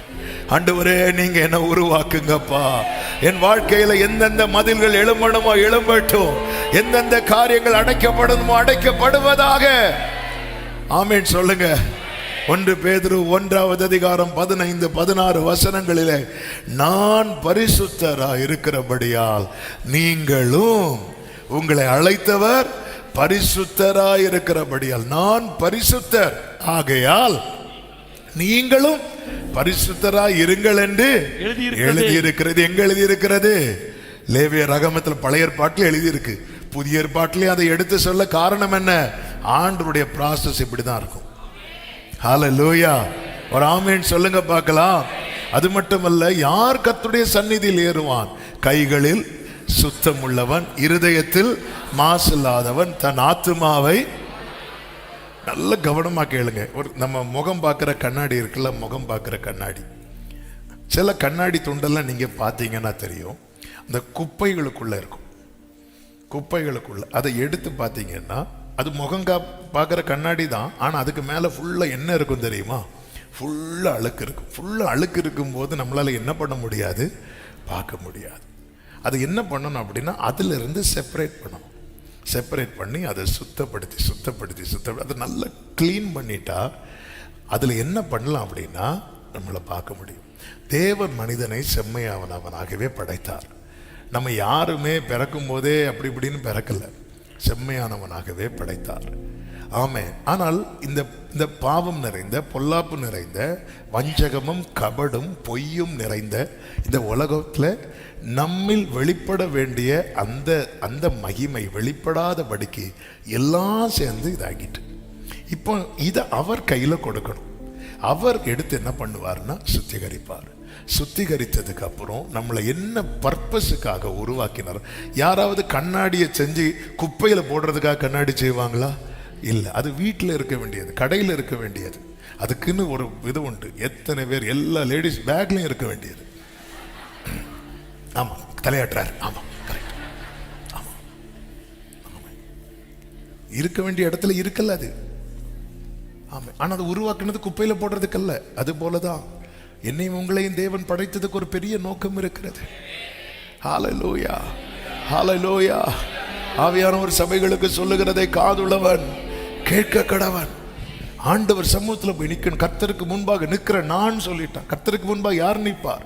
கைகளில் சுத்தம் உள்ளவன், இருதயத்தில் மாசில்லாதவன், தன் ஆத்துமாவை மாயைக்கு ஒப்புக்கொடாதவன், கபடாய் ஆணையிடாமலும் அவன் கர்த்தரால் ஆசீர்வாதத்தையும் தன் ரட்சிப்பின் தேவனால் நீதியையும் பெறுவான். இதுவே அவரை தேடி விசாரித்து அவருடைய சமூகத்தை நாடுகிற யாக்கோபு என்னும் சந்ததி. ஆமா, இப்படி ஒரு சந்ததி நின்றா அடுத்த பாட்டு எப்படி இருக்கும் தெரியுமா? வாசல்களே உங்கள் தலைகளை உயர்த்துங்கள், அனாதி கதவுகளை உயருங்கள். அடுத்து சொல்லுங்க, மகிமையின் ராஜா உட்பிரவேசிப்பார். நல்ல கைகளை சாட்டி glory. இப்படி ஒரு சந்ததி நின்றால், ஓ மகிமையின் ராஜா, மகிமையின் ராஜா. ஆமென் சொல்லுங்க பார்க்கலாம். இரண்டாவதாக விசுவாசத்தில் உருவாக்கினார். விசுவாசத்தில் உருவாக்கினார். எலியாவுக்கு விசுவாசம் இல்லை, ஆனா விசுவாசம் இருக்கு. ஆனா அடுத்த அதிகாரத்துல போய் நிக்கணும்னா அதுக்கு என்ன தேவை? ஒண்ணு பரிசுத்தம், இன்னும் பரிசுத்தம் தேவை, அடுத்து இன்னும் விசுவாசம் தேவை. நல்ல கவனமா கேளுங்க. எப்படி விசுவாசத்துல உருவாக்கினார் அப்படின்னா, எலியாவுக்கு சாப்பாடு கொடுத்த 2 பேரை பார்க்கலாம். ஒண்ணு எது? காகம். இந்த காகத்துக்கு சுபாவம் கொடுக்கிறதா எடுக்கிறதா? எடுக்கிறது. அப்ப காகத்தை கொண்டு போஷிக்கிறத நம்ப முடியுமா? நம்ப முடியாது. நம்ப வச்சார். ஆமென், ஹல்லேலூயா. இரண்டாவது யாரை வச்சு போஷித்தார் தெரியுமா? விதவை வச்சு. விதவை நிலைமையோ அடுத்த வேலைக்கு தெரியாது, இல்லாததுனால அது எத்தனை விறக பொறுக்கிச்சு தெரியுமா? 2. ஏன்னா அடுத்து எங்களை தான் கொடுத்தணும். 10 வைக்கிறதுக்கு அடுத்து மாவும் மொத்தம் 2 விறகு எடுத்துட்டு வருது. 2 விறகு ஆண்டவர் செட் பண்றார். ஆமென், ஹல்லேலூயா. இது சான்ஸே கிடையாது, வாய்ப்பே இல்லை. ஆண்டவர் சொல்றார், நீ போ, நாங்க ஒரு விதவைக்கு கட்டளையிட்டேன் அப்படிங்கிறார். அப்ப இந்த இடத்துல அவன் யார நம்பல தெரியுமா? காக்காவையும் நம்பல, விதவையும் நம்பல, தன்னை நடத்துகிற கர்த்தரை நம்புறான். அதாவது நான் என் வேலையை நம்புறேன்னு வைங்களேன், நான் விசுவாசத்துல உருவாகலன்னு அர்த்தம். எனக்கு வேலையை தந்த கர்த்தரை நம்புறேன்னா நான் விசுவாசத்துல உருவாகிறேன்னு அர்த்தம். ஆமென். இப்போ எனக்கு இப்போ டெய்லி இந்த கூலி வேலை செய்கிறவங்க இருப்பாங்க, பெரிய பெரிய வெயிட்டெல்லாம் தூக்குறவங்க இருப்பாங்க, நல்ல வெயிட்டெல்லாம் தூக்கி வைக்கிறவங்க இருப்பாங்க. அவங்களுக்கு நல்ல ஸ்ட்ரென்த் இருக்கும். நம்ம ஸ்ட்ரெங்தை நம்புறோன்னு வைங்களேன், நம்ம பலனை நம்புறோன்னு வைங்களேன், நம்ம விசுவாசிக்கலன்னு அர்த்தம். இந்த பலனை தந்த கர்த்தரை நம்புறோன்னு வைங்களேன். இங்க எதுதான் இந்த காக்காவின் சுபாவமும் விதவையின் சூழ்நிலையும் கர்த்தர் சொன்ன வார்த்தைக்கு சம்மந்தமே கிடையாது. ஆனா நடந்துச்சு. இப்படிதான் ஒரு விசுவாசத்துல பழக்க. ஆபிரகாமின் சரீரத்துக்கும் சாராளின் கற்பத்துக்கும் கர்த்தர் கொடுத்த வாக்குத்தத்தத்துக்கும் சம்பந்தமே கிடையாது. ஆனா நடந்துச்சு. கர்த்தர் இப்படிதான். இது வந்து ஒரு ஒரு ஒரு ஒரு என்ன சொல்ல, ஒரு கடினமான சிச்சுவேஷன். கர்த்தர் விசுவாசத்துல ஒருத்தனை உருவாக்குறது எப்படி தெரியுமா? ஒன்ன ஸ்டாப் பண்ணுவார். ஆமென். கேரி தாற்று தண்ணீர் வற்றி போச்சு, காகம் வருவது நின்று போச்சு. ஆண்டவரே, நீங்க சொல்லிதான் அப்ப ஒளித்திருந்தேன், நீங்க சொல்லிதான் ஆண்டவரே மறைந்திருந்தேன். இந்த எலியாவை பார்த்தீங்கன்னா முறையிடல, புலம்பல, அவன் புறப்பட்டு போகிறான். பரிசுத்தத்துல உருவாக்க கீழ்ப்படிதல் எப்படி அவசியமோ, விசுவாசத்துல உருவாக்கப்பட தாழ்மை மிக அவசியம். இவன் போய் ஒரு ஏழை விதவை வீட்டுல போய் அப்பம் கேட்கிற நிலைமையில போய் விடுறான். இது எதுக்கு தெரியுமா? தாழ்மையை கற்றுக் கொடுக்க. தேவனால் உருவாக்கப்படுகிற அனுபவத்தில் பார்த்தீங்கன்னா டெய்லி ஒரு குறையில்லாம அப்போ இறைச்சி வரும், திடீர்னு எல்லாம் ஸ்டாப் ஆகும். அப்போ ஒரு உயர்ந்த நிலையிலிருந்து தாழ்ந்த நிலை. அடுத்து பாருங்க, ஒரு ஏழை விதவிட்ட போய், ஏமா கொஞ்சம் தண்ணி தாமா. யார் இவரு? ஆகாப நடுங்க வச்சுட்டு வந்த ஆளு. ஆண்டவர் இந்த இடத்துல என்ன வந்துடக்கூடாது தெரியுமா உனக்கு? பெருமை. இதான் உருவாக்கம். அந்த ஒவ்வொரு இடத்துல பெருமை அடிச்சுட்டே இருப்பார். எலியா ஒருவேளை நினைச்சிருக்கலாம், எல்லாரும் சாப்பாடுக்கு அலையும் போது ஆக வர மிருகங்களுக்கு புல்லுக்காக குதிரையில சுத்திட்டு கிடக்காரு. ஆமே, இவர் நான் இருக்கிற இடத்துல சாப்பாடு டக்குன்னு முடிச்சு. ஆமே, சில டைம் அப்படிதானே, நம்ம சொல்லி இருக்க மாட்டோம், கொஞ்சம் நினைச்சிருப்போம், அடிச்சிருவாரு. அடிச்சு இரு, நீ இப்ப கேளு, ஏமா கொஞ்சம் தாமா, கொஞ்சம் தண்ணி தாமா. அந்த அம்மா தண்ணி தானே கேட்கிறாரு. கடைசி காலத்தில் சாவு ஒரு நல்லது செஞ்சுட்டு சாவும். அப்படி போகும்போது அப்படியே ஒரு அப்பவும் செஞ்சேன். சில சொல்லுவாங்க தெரியுமா, தண்ணி இருக்கா? தண்ணி தானே, கொஞ்சம் சூடாக்கி தருவீங்களா? சூடாக்கி அதில் அப்படியே கொஞ்சம் தேயிலையும் போட்டு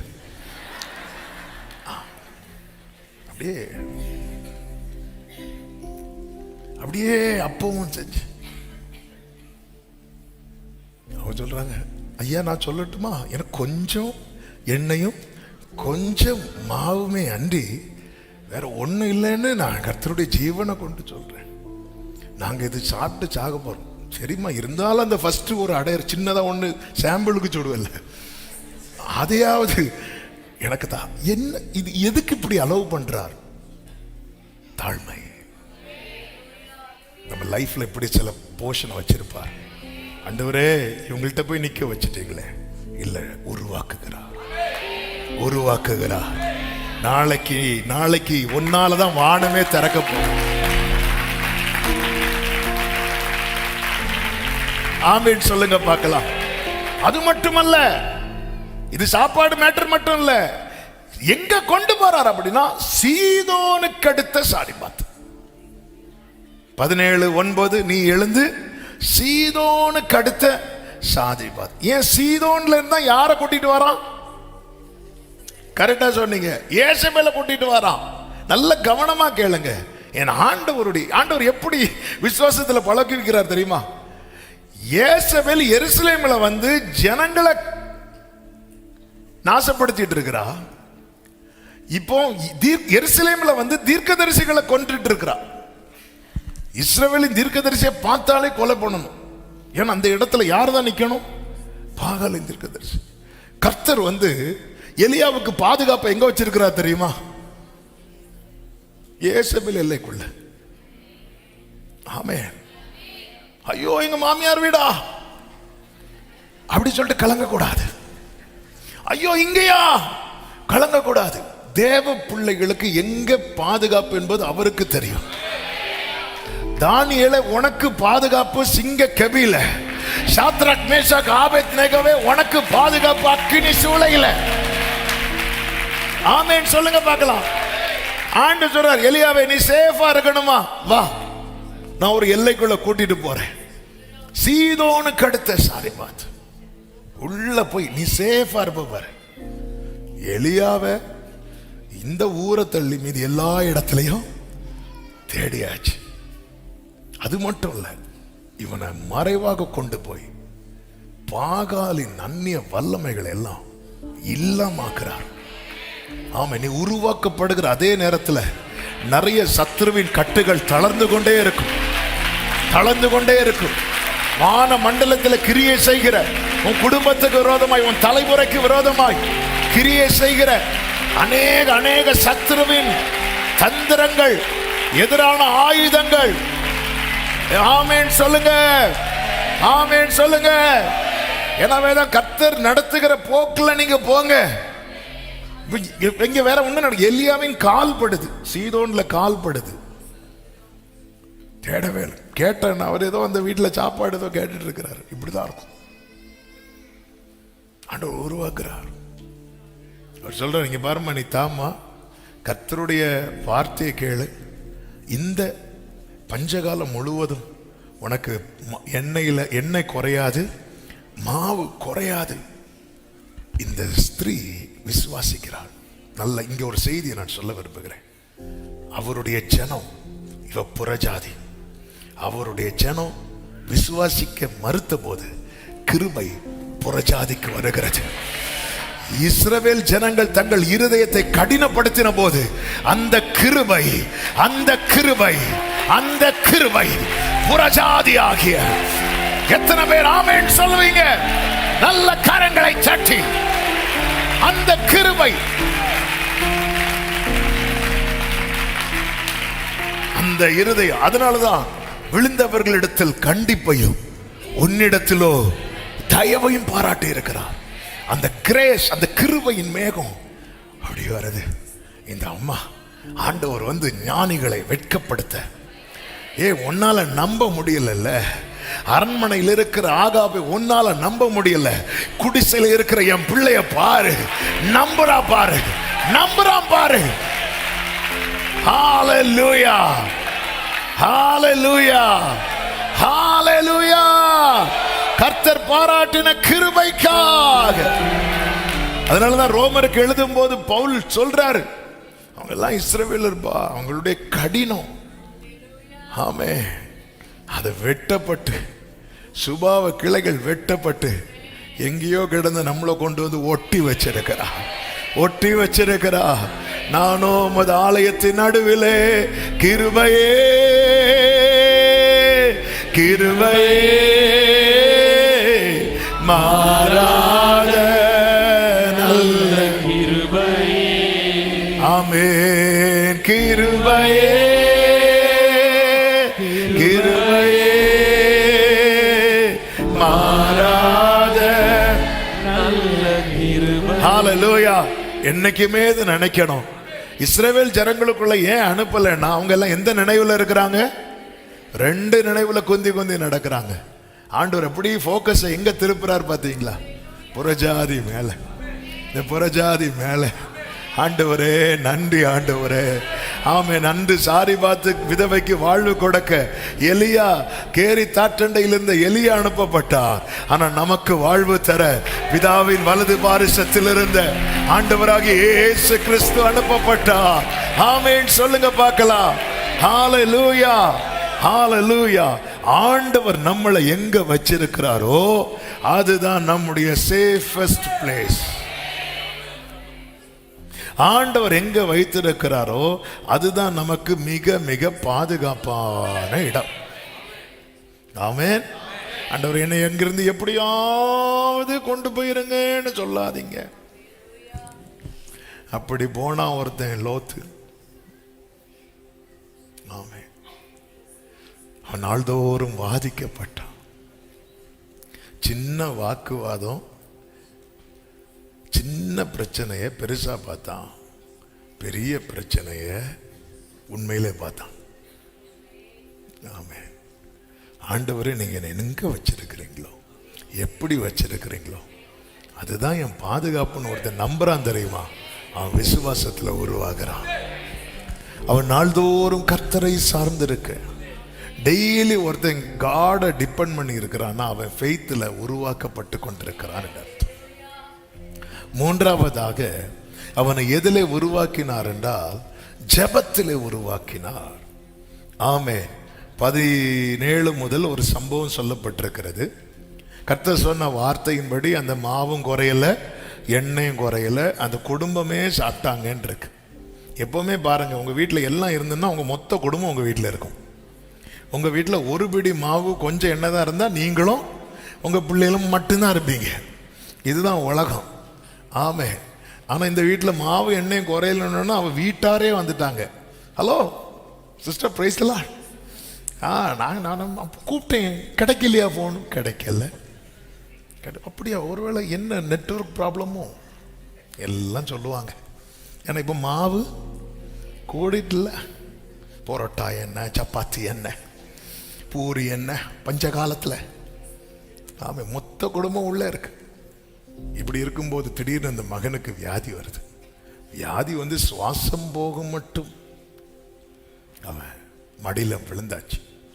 இவா கத்துறா கத்துறா, எங்களுக்கு இப்படி வர பண்ணினது என்ன அப்படின்னு கேட்க. கொஞ்சம் யோசித்து பாருங்க, ஆண்டவர் நடத்துகிற பாதையை பாருங்க. கேரி தாட்டண்டையில் கொண்டு போய் நல்ல சாப்பாடு, திடீர்னு ஆற்று தண்ணியை வற்ற வைக்கிறார், ஒரு தாழ்வு. அங்கேருந்து சாரி பார்த்து கொண்டு போகிறார், அங்கே போய் கேட்க வைக்கிறார், திருப்பி ஒரு வாழ்வு. வாழ்வு வந்து கொஞ்ச நேரம் ஆகலை, ஒரு தாழ்வு. ஆமே, இது வந்து உருவாக்குகிற விதம். எதுக்கு அப்படின்னா, நம்மளை அறியாம சில பெருமை வந்து என்ன செய்யும் தெரியுமா, முளைச்சிட்டே இருக்கும். சிலருக்கு எதுக்கு எடுத்தாலும் நான் நான் நான் நான் நான், எங்கே போனாலும் நான் தான் இருப்பேன். கல்யாண வீட்டில் நான் தான் மாப்பிள்ளை, செத்த வீட்டில் நான் தான் பணம். சிலருக்கு எங்கே போனாலும் அவங்க தான், நான் தான் இருப்பேன், நான் தான் இருப்பேன், நான் தான் இருப்பேன், நான் தான். ஆண்டவர் இதெல்லாம் அடிச்சு அடிச்சு உடைக்க. இப்படி உடைச்சதுக்கு அப்புறமும் ஆண்டவர்கிட்ட வந்து சொல்கிறேன், நான் மாத்திரம் இங்கே இல்லை வந்து நெல்லு அப்படிங்கிறார். இங்கே வந்து நெல். ஆமே, உன்ன மாதிரி எத்தனை பேரை உருவாக்கிட்டு இருக்கிறார் பாருங்க. இன்னைக்கும் கர்த்தர் உருவாக்குகிறார். ஹல்லேலூயா. ஒரு ஆமென் சொல்லுங்க பார்க்கலாம். கர்த்தருக்கு மகிமை உண்டாவதாக. ஆண்டவர் பாருங்க இப்படிதான் நடத்துவார். நீங்க கொஞ்சம் நல்லா இருக்கிறது மாதிரி இருக்கும், நல்லா அப்படியே இருக்கும், திடீர்னு அப்படியே டவுன் ஆகும். ஆமென். இப்ப பாருங்க, இவன் கேட்கிற அந்த பிள்ளைய கொடு அப்படிங்கிறான். அந்த பிள்ளைய வாங்கிட்டு மேல் வீட்டுக்கு போறான். அப்புறம் இந்த வீட்டுக்குள்ள ஆண்டவர் எப்படி ஜெபிக்க அவனை ட்ரெயின் பண்றாருன்னா, 2 பேர் இந்த வீட்டில் இருக்கிறாங்க. ஒருவன் எலியா, இன்னொருவன் பிள்ளை. ஒருவன் உயிரோடு இருக்கிறவன், இன்னொருவன் செத்தவன். ஆமே, உங்க குடும்பத்தில் ரட்சிக்கப்பட்டு நீங்க இருப்பீங்க, ரட்சிக்கப்படாம இன்னொருத்தங்க இருப்பாங்க. இதுதான் ட்ரைனிங் சென்டர். Training centre. இப்படி ஒரு ட்ரைனிங் சென்டர்ல உங்களை வைக்கிறார்னா, அந்த கூடாரத்துக்குள்ள உயிர்த்தெழுதலின் வல்லமை கொஞ்ச நேரத்துல கிரியை செய்ய போகுதுன்னு அர்த்தம். அதாவது நம்ம வந்து இந்த சீஷர்கள் ஆரம்ப ஸ்டேஜில் இருந்தாங்க தெரியுமா, சகலத்தையும் வித்து பொதுவா அனுபவிச்சு நம்ம இங்கேயே இருப்போம், சேர்ந்து இருப்போம். இன்னைக்கு யாரு விருந்து, இன்னைக்கு உன் வீட்டில் சாப்பாடு கொண்டு வா, நாளைக்கு இப்படியே இருந்தாங்க. ஆண்டவர் பார்த்தாரு, இது வேலைக்கு ஆகாது. ஆமே, ஆண்டவர் வந்து ஸ்தேவான் இரத்த சாட்சிக்கு அனுமதிக்கிறார். அனுமதிச்ச போது அப்போஸ்தலர் 8:1 சொல்லப்பட்டிருக்கிறது, சீஷர்கள் எல்லாம் என்ன பண்ணாங்களாம், சிதறி போனாங்க. அப்போஸ்தலர் 1:8 ஆண்டவர் வாக்கு கொடுத்தார், பரிசுத்த ஆவி வரும்போது பலன் அடைந்து எருசலேமிலும் யூதாவிலும் சமாரியாவிலும் உலகம் எங்க எனக்கு சாட்சியா இருப்பீங்க. இந்த வாக்குத்தத்தத்தை பரிசுத்த ஆவி வந்ததுக்கு அப்புறம் மறந்துட்டாங்க. மறந்து சேர்ந்து இருக்கிறாங்க. சேர்ந்து இருந்து நம்ம எல்லாம் எங்கேயும் போகக்கூடாது. சர்ச்சு எங்கே இடம் வாங்குறவங்களோ சுற்றி எல்லாம் நம்ம விசுவாசிகளே இடம் வாங்கி சுற்றி அப்படியே இருந்து, நம்ம சும்மா ஒரு எக்ஸாம்பிளுக்கு சொல்கிறேன், ஆமாம், அப்படியே இருந்து நம்ம ஒரு காலனி பேரை வச்சு FGBC நாகர்கோவில் காலனி அப்படியே இருந்து ஆண்டர் பார்த்தார். இவனுக்கு நான் பிளானே வேற இல்லை. 1:8 இவங்க நடத்தாததுனால 8:1 கர்த்தர் அனுமதிச்சார். 1:8 என்ன? நீங்கள் உலகமெங்கும் போய். அதுக்கு முன்னாடி அப்படி இல்லை, எல்லாம் பொதுவாக அனுபவிச்சு. Okay right. இன்னைக்கு பிரேக்ஃபாஸ்ட் யார் கொண்டு வந்தா? டின்னர் யார் பின்னாடி ஒழிச்சிருக்கிறது? 3 நாள் அவங்க கொண்டு வந்து சாப்பிட்டேன். அன்னைக்கு நீ தான் கொண்டு வரணும். ஹல்லேலூயா. அப்படி யாராவது மாற்றி வச்சா ஒரே சாவு தான். அனனியா பாரு ஒழிச்சு வைக்கிறான், அவன் கதை முடியட்டு போ. ஆண்டவர் பார்த்தார், இது இப்படி இருந்தால் எல்லா சண்டையும் அடக்க ஆராதனை தான், நமக்கு இந்த பிரச்சனை வேண்டாம். ஆமென். சில நேரத்தில் ஐயோ ரட்சிக்கப்பட்ட எப்படி இருக்கும் தெரியுமா அந்த இடத்துல ஜெபம் எப்படிங்க ஓடும், எப்படி ஓடும். ஒரு மரித்த ஒரு மரித்த ஒரு சடலம், ஒரு பையன் செத்த நிலைமையில் இருக்கிறான், ஒருத்தர் ஜெபம் பண்ணும், ஜெபம் ஓடுமாங்க. இன்னைக்கு அநேகருக்கு வீட்டில் ஜெபம் ஓடலை. நாங்கள் சர்ச்சில் வந்தால் ஜெபம் பண்ணுற வீட்டில். இன்னைக்கு கர்த்தர் சொல்கிற வார்த்தை, அது உன்னுடைய ட்ரைனிங் சென்டர். அங்கே ஜெயிச்சுட்டேனா, அந்த அப்பர் ரூம்ல நீ ஜெயிச்சுட்டேனா, அந்த வீட்டுல நீ ஜெயிச்சுட்டேனா, உன்னை உலகத்துக்கு முன்னாடி கர்த்தர் நிறுத்தி, ஹல்லேலூயா, நீ ஜெயிக்கணும். எலியாவே, இது உன்னை உருவாக்குற இடம், இது உன்னை உருவாக்குற இடம். நீ எக்ஸ்கியூஸ் சொல்லக்கூடாது. ஹல்லேலூயா. நான் எலியாவான்னு யாராவது கேட்கிறீங்களா? இந்த அனுபவத்துல யாராவது இருக்கிறீங்களா? நீதான் எலியா, நீதான் எலியா. எலிசாலாம் அப்புறம் வருவான். இப்போ நீ இந்த மரித்த சடலத்துக்கிட்ட glory, ரட்சிக்கப்படாத ஆவிக்குரிய அனுபவம் இல்லாத கூடாரத்தில் உன்னை வச்சிருக்கிறான். ஜெபிக்கிறது கடினம் தான், ஜெபிக்கிறது கஷ்டம் தான். ஆனா இதுல நீ நின்னு பாரு. அவன் போய் 3 தடவை அந்த பிள்ளையின் மேல் 3 தரம் குப்புற விழுந்தான். 3 தரம். இந்த வேர்டெல்லாம் மனசுல வச்சுக்கோங்க. அடுத்த அதிகாரம் டைம் ஆயிட்டே. ஹல்லேலூயா. அடுத்த அதிகாரத்தில் நீங்க படிச்சீங்கன்னா தெரியும், வீட்டில் படிச்சுங்க. ஆமென். இந்த இது 3 தடவை. அப்போ ஒரு அசைவு இருக்காது, அசைவு இல்லை. அவன் ஆண்டவரே ஆண்டவரே கத்துறான். ஆமா, இந்த அப்பர் ரூம் எக்ஸ்பீரியன்ஸுக்குள்ள வந்துட்டு இல்லை எலியாவே. அடுத்து உன்னை கர்மேல் பர்வதத்தில். ஸோ அவன் உருவாக்குற விதத்தில் அந்த ஃபைனல் ஸ்டெப், இது ஃபைனல் ஸ்டேஜ், ரொம்ப ஹார்டான பகுதி. ஹல்லேலூயா. எப்படிங்க இருக்கும் கொஞ்சம் இமேஜின் பண்ணி பாருங்க. இன்னைக்கு அநேகருடைய ஜெபஜீவி அப்படித்தானே இருக்கு. கூட இருக்கிறவங்க சுத்தம். சில வீட்டில் ஜெபம் பண்ணாலே அடி, சில பாத்ரூம்ல போய் தான் ஜெபம் பண்ணுவாங்க. எப்படி இருக்கும். ஆனாலும் விடலை, எலியா விடலை. அவருக்கு தெரியும், எடுத்ததும் இந்த எக்ஸ்பீரியன்ஸ் கொடுக்க மாட்டார். முதல்ல கேரி தட்டண்டை, அடுத்து நேர வீட்டுக்கு வெளியே சாரிபாத்து ஊர்ல அடுத்துதான் கொண்டு வருவார். இதுதான் கொஞ்சம் ஃபைனல் ஸ்டேஜ். கொஞ்சம் இதுல மட்டும் நீ ஜெயிச்சுட்டேன்னா, இதுல உன் பிரேயர் லைஃப் கட்டி எழும்பிட்டுன்னா, கர்த்தரே தெய்வம் என்று எல்லாரும் முழங்கத்தக்க. ஊடா ரபா லபா தாரா பாக்கா ரபா சந்தா ரபா லாரா ஏ ரே மாக்காரா. உன் கூடாரத்துல இன்னைக்கு இப்படிப்பட்ட நிலைமையில தானே இருக்கிற. கர்த்தர் சொல்லுகிறார், இது உன்னுடைய ட்ரைனிங் சென்டர். நீ இருக்கிற இடம் உன்னுடைய ட்ரைனிங் சென்டர். ஆமென் சொல்லுங்க பார்க்கலாம். ஹல்லேலூயா, ஹல்லேலூயா, ஹல்லேலூயா. அவ்வளவுதான், இவன் ஜெயிச்சிட்டான். அங்க என்ன வெளிப்படுது தெரியுமா? உயிர்த்தெழுதலின் வல்லமை, உயிர்த்தெழுதலின் வல்லமை. அப்பதான் சொல்றா, இப்படி எனக்கு பண்ணிட்டீங்களே. இப்படி கை நீட்டி கேட்டவன், என்னம்மா உனக்கு மனசாட்சி இல்லையாமா? நீ எப்படியும் எலியா வரலன்னா இதுக்கு முன்னாடியே நீ என்ன சொன்ன? நானும் பிள்ளையாண்டானோ. ஆமா, இன்னைக்கு ஏன் எலியா இப்படிதான் கொஸ்டின் பண்ணுவாங்க உலகம். நம்ம கிட்ட இருந்து 1000 நன்மைகள் வாங்கினாலும் ஒரு காரியம் அவங்க லைஃப்ல மாறி நடந்துட்டுன்னா நம்மளை கை நீட்டுவாங்க. ஆனா இந்த சம்பவத்துக்கு அப்புறம் 17 கடைசியில நம்ம என்ன சொல்லிச்சு தெரியுமா? அப்பொழுது அந்த ஸ்திரீ எலியாவை பார்த்து, நீர் தேவனுடைய மனுஷன் என்றும் உம்முடைய வாயிலிருந்து பிறக்கும் கர்த்தரின் வார்த்தை உண்மை என்றும் இதனால் இப்பொழுது அறிந்திருக்கிறேன். ஆமென். அநேகர் அறிய போறாங்க, அநேகர் அறிய போறாங்க. நீ ஜெபத்துல உருவாகிதான் ஆகணும், நீ உருவாகிதான் ஆகணும். நீ உருவானாதான் அறிவாங்க. இப்போ அந்த அம்மா அறிஞ்சாச்சா, வீட்டில் இருக்கிறவங்க அறிஞ்சாச்சா, இனி வெளியே வா, இனி வெளியே வா. இது ட்ரைனிங் சென்டர், இது ட்ரைனிங் சென்டர். சிங்கத்தை கூட அடிச்சிட்டியா, கரடி அடிச்சாச்சா, ஜெயிச்சிட்டியா, வெளியே வா. கோலியாத்துக்கிட்ட வா. ஆமா, இன்னைக்கு கர்த்தர் அநேகரை இப்படிப்பட்ட ட்ரைனிங் சென்டருக்குள்ள போட்டிருக்கிறார். ஆமே, இந்த மிலிட்டரிக்கெல்லாம் ஆள் எடுத்துட்டு ட்ரைனிங் விடுவாங்க பாருங்க. ட்ரைனிங்ல பாதி பேர் பிச்சுட்டு ஓடி வருவான். அவன் அடுத்து போய் நிக்க மாட்டான். ஆனா ட்ரைனிங்ல ஒருத்தன் ஜெயிச்சுட்டான் வைங்கள. இதெல்லாம் ட்ரைனிங் சென்டர். அதுவும் இதுல ரொம்ப ஹார்டானது என்ன தெரியுமா? Prayer life. ஏன்னா கண்ணை திறந்து பார்த்தா யாரு? ஆமே, இந்த கோவிட் டைம்ல நம்ம சகோதரர் ஒருத்தர் வந்து ஹாஸ்பிட்டலில் இருக்கிறாங்க. அவர் சொல்றார், பெட்ல வரிசையா இருக்கு, ஒவ்வொரு நாள் ஒவ்வொருத்தர் இறந்துட்டு இருக்கிறாங்க. அதுவும் எப்படி இறந்துட்டு இருக்காங்கன்னா அந்த ஆர்டர் படி. இவர் வந்து 8வது நபர், 6வது நபர் இறந்தோடனே என்ன டிஸ்சார்ஜ் தாங்க. ஏன்னா அடுத்த ஆள் யாரு தான்?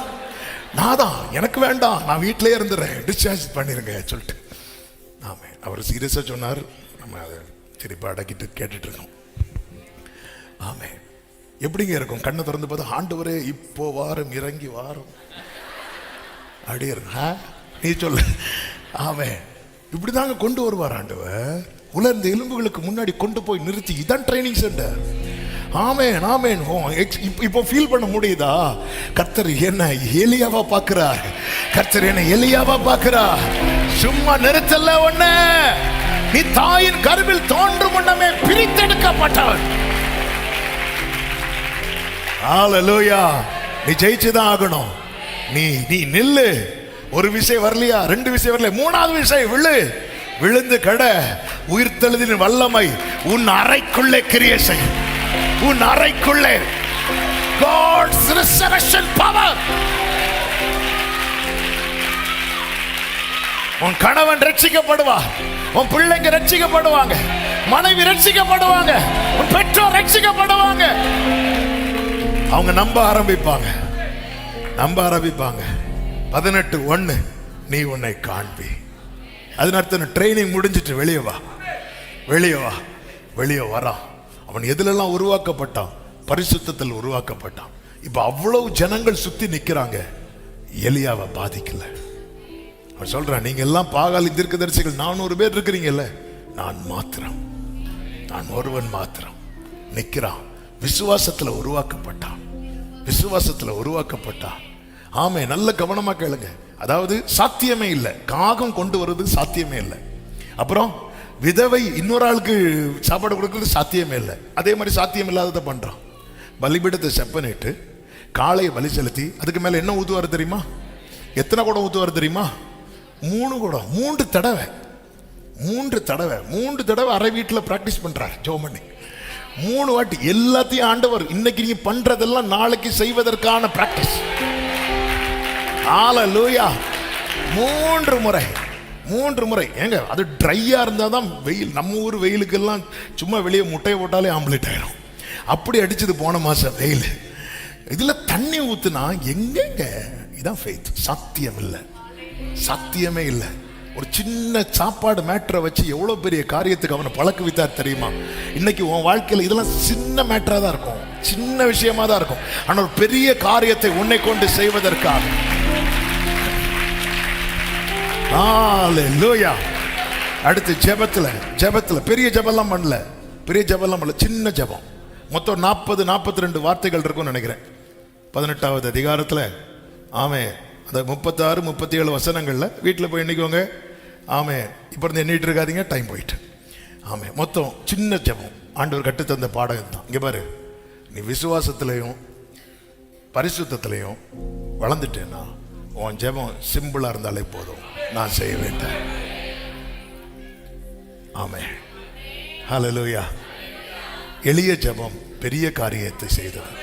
காரணம் என்ன? அவன் எதுல வளர்ந்தான் தெரியுமா? பரிசுத்தத்துல, விசுவாசத்துல. சிலர் பரிசுத்தத்துல வளருவாங்க, விசுவாசத்துல அவுட் ஆயிடுவாங்க. சிலர் விசுவாசத்துல வளருவாங்க, பரிசுத்தத்துல அவுட் ஆயிடுவாங்க. ஆமே, விசுவாசத்துல எப்படி பண்ணும்போது ஜெபம் சிம்பிள். ஆண்டவரே என்னை கேளும் அப்படின்னார். அக்கினி இறங்கிட்டு கர்த்தரே தெய்வம் என்று அறிந்தார். இன்னைக்கு இப்படிப்பட்ட நிலையிலே கர்த்தர் அவருடையவர்களை உருவாக்க விரும்புகிறார். பரிசுத்தத்துல, விசுவாசத்துல, ஜெபத்துல. ஆண்டவரே, நீங்க எப்படி இன்னைக்கு நீங்க இருக்கிற சிச்சுவேஷனை ட்ரைனிங் சென்டரா பாருங்க. கர்த்தருடைய வார்த்தைக்கு செவி கொடுங்க. சில நேரத்தில் இப்படி மேலே இருக்கிறது மாதிரி இருக்கும், திடீர்னு கீழே கொண்டு வருவார். சில நேரத்தில் உங்களை அப்படி சுற்றி இருக்கிறவங்க படி மெச்சிக்கொள்வார்கள், அடுத்த நாளே பிச்சு எடுப்பார்கள். எல்லாம் ஒன்னாலதான். இதான் உலகம், புரிஞ்சுக்கோங்க. ட்ரைனிங் முடிகிறது வரதான் இது. ட்ரைனிங் முடிஞ்சதுக்கு அப்புறம் என்னுடைய உயர்தலத்துல கர்த்தர் என்னை நிறுத்துவா.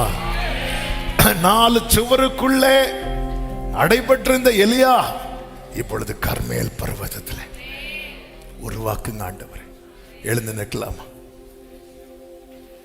ஹல்லேலூயா, ஆமென். சத்துருக்கள் முன்னிலையில் தேவ மனிதன் வீரமுடன் முழங்கினா தேவ மனிதன். பாடுவோம். சத்துருக்கள் முன்னிலையில் வீரமுடன் முழங்கினா ஆமென். அக்கினியால் பதிலளிக்கும் தேவனே தேவன் என்றார் தேவ மனிதன். அக்கினியால்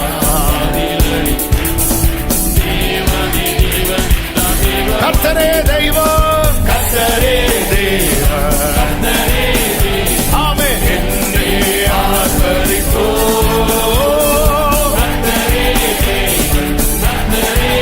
glory, என்னை ஆசரிப்போ கர்த்தரே தேவன், glory தரமா சேகரா.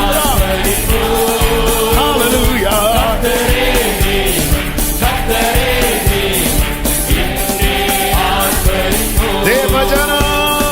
தேவஜனம் கூட்டி சேர்த்து தேவ மனிதர் பலிபீடம் செப்பரிட்டு பலியுமிட்டார். தேவஜனம் கூட்டி சேர்த்து தேவ மனிதர் பலிபீடம் செப்பரிட்டு பலியுமிட்டார். ஆமென். கேட்டருளு கேட்டருளு என்னே கதறினா தேவ மனிதர்.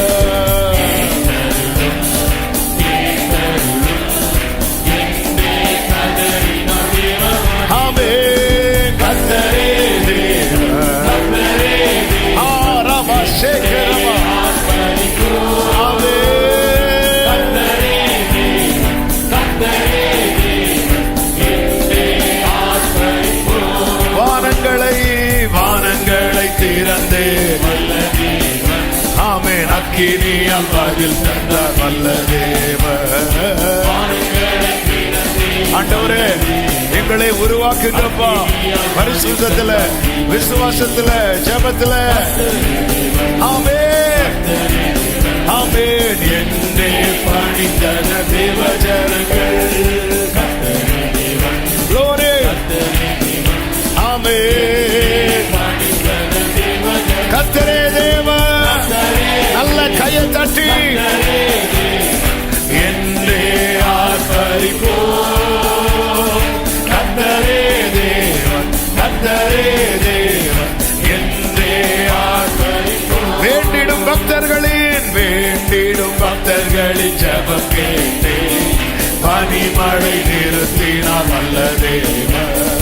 வேண்டிடும் பக்தர்களின் ஜெபம் கேட்டே பனிமழை நிறுத்தினார் வல்ல தேவன். ஆமென். பச்சை காலத்தில் விதவை வீட்டில் பாத்திரங்களை அவர் ஆசீர்வதித்தார். அன்று செய்தவர் இன்றும் செய்வார். அவர் வல்லமை உள்ளவர். ஒரே சத்தமாய் கர்த்தரே தேவன், ஆமென். என்றே ஆசரிப்போ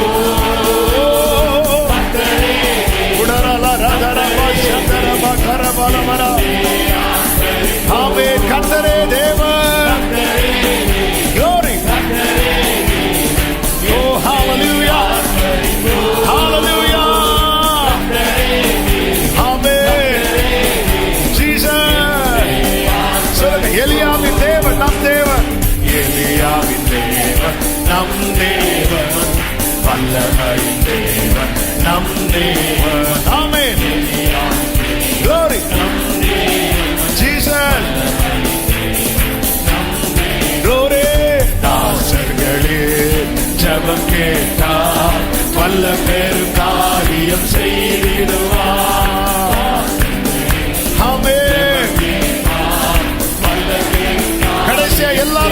ஆத்மரிப்போடு கர்த்தரே தேவன் என்றே ஆர்ப்பரிப்போம். கர்த்தரே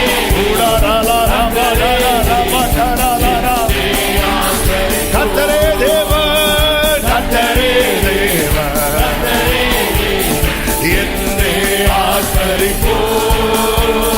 கர்த்தரே தேவன், ஆமென். கர்த்தரே தேவன், கர்த்தரே தேவன், ஆமென். கர்த்தரே தேவன். கடைசியாய் சொல்லுவோம், ஜெய கிறிஸ்து முன் செல்கிறார், ஜெய கிறிஸ்து முன் செல்கிறார், ஜெயமாக நடத்திடுவார்.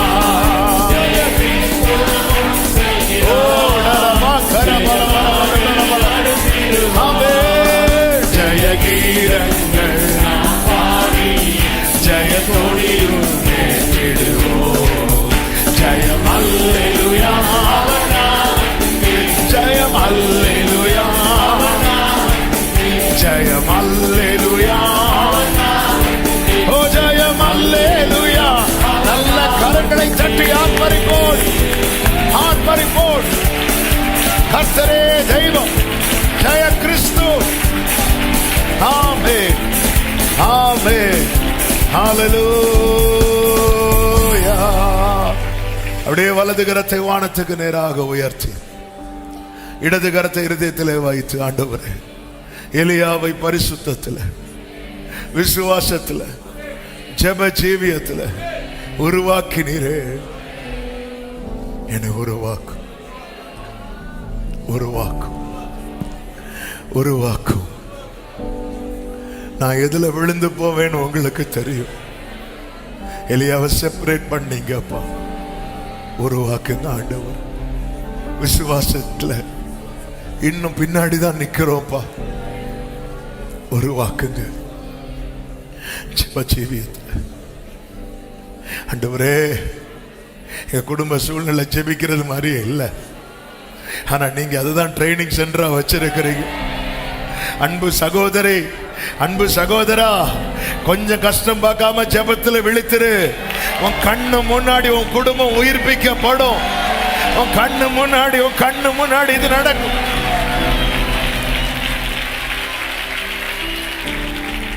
நன்றி ஆவியானவரே, எங்களோடு பேசினீர். நீர் இடைப்பட்டி எலியாவை மறைவாக உருவாக்கி வெளிப்படையா பயன்படுத்தி பார்த்த அத்தனை ஜனங்களும் கர்த்தரே தேவன் என்று அறிக்கையிடும்படி செய்தது போல எங்கள் நாட்களிலும் அப்படி ஒரு எழுப்புதலை, அப்படி ஒரு அசைவை நாங்கள் காண வாஞ்சிக்கிறோம். உருவாக்கும், ஒப்பு கொடுக்கிறோம். ஒவ்வொருவரையும் ஆட்கொள்ளும். தேவ சமாதான கிருபை பெருகட்டும். கண்மணி போல பாதுகாத்து சமாதானத்தோடு அனுப்பி சாட்சியாய் கொண்டு வாரும். எல்லா மகிமை கனமும் ஒருவருக்கே செலுத்துகிறோம். இரட்சகர் இயேசுவின் நாமத்தில் பிதாவே, ஆமென். சேர்ந்து சொல்லுவோம், என் ஆத்துமாவே கர்த்தரை ஸ்தோத்திரி, முழு உள்ளமே அவருடைய பரிசுத்த நாமத்தை ஸ்தோத்திரி. என் ஆத்துமாவே கர்த்தரை ஸ்தோத்திரி, கர்த்தர் செய்த சகல உபகாரங்களை மறவாதே. ஆமென். நம்முடைய கர்த்தராகிய இயேசு கிறிஸ்துவின் கிருபையும், பிதாவாகிய தேவனுடைய அன்பும், பரிசுத்த ஆவியானவருடைய ஐக்கியமும் சிநேகமும் பாதுகாவலும் நம் அனைவரோடும் எல்லா பரிசுத்தவான்களோடு கூட கர்த்தருடைய வருகை மட்டும் தங்கியிருப்பதாக. ஆமென். ஹல்லேலூயா. God bless you. கர்த்தர் உங்களை ஆசீர்வதிப்பாராக. ஆமென்.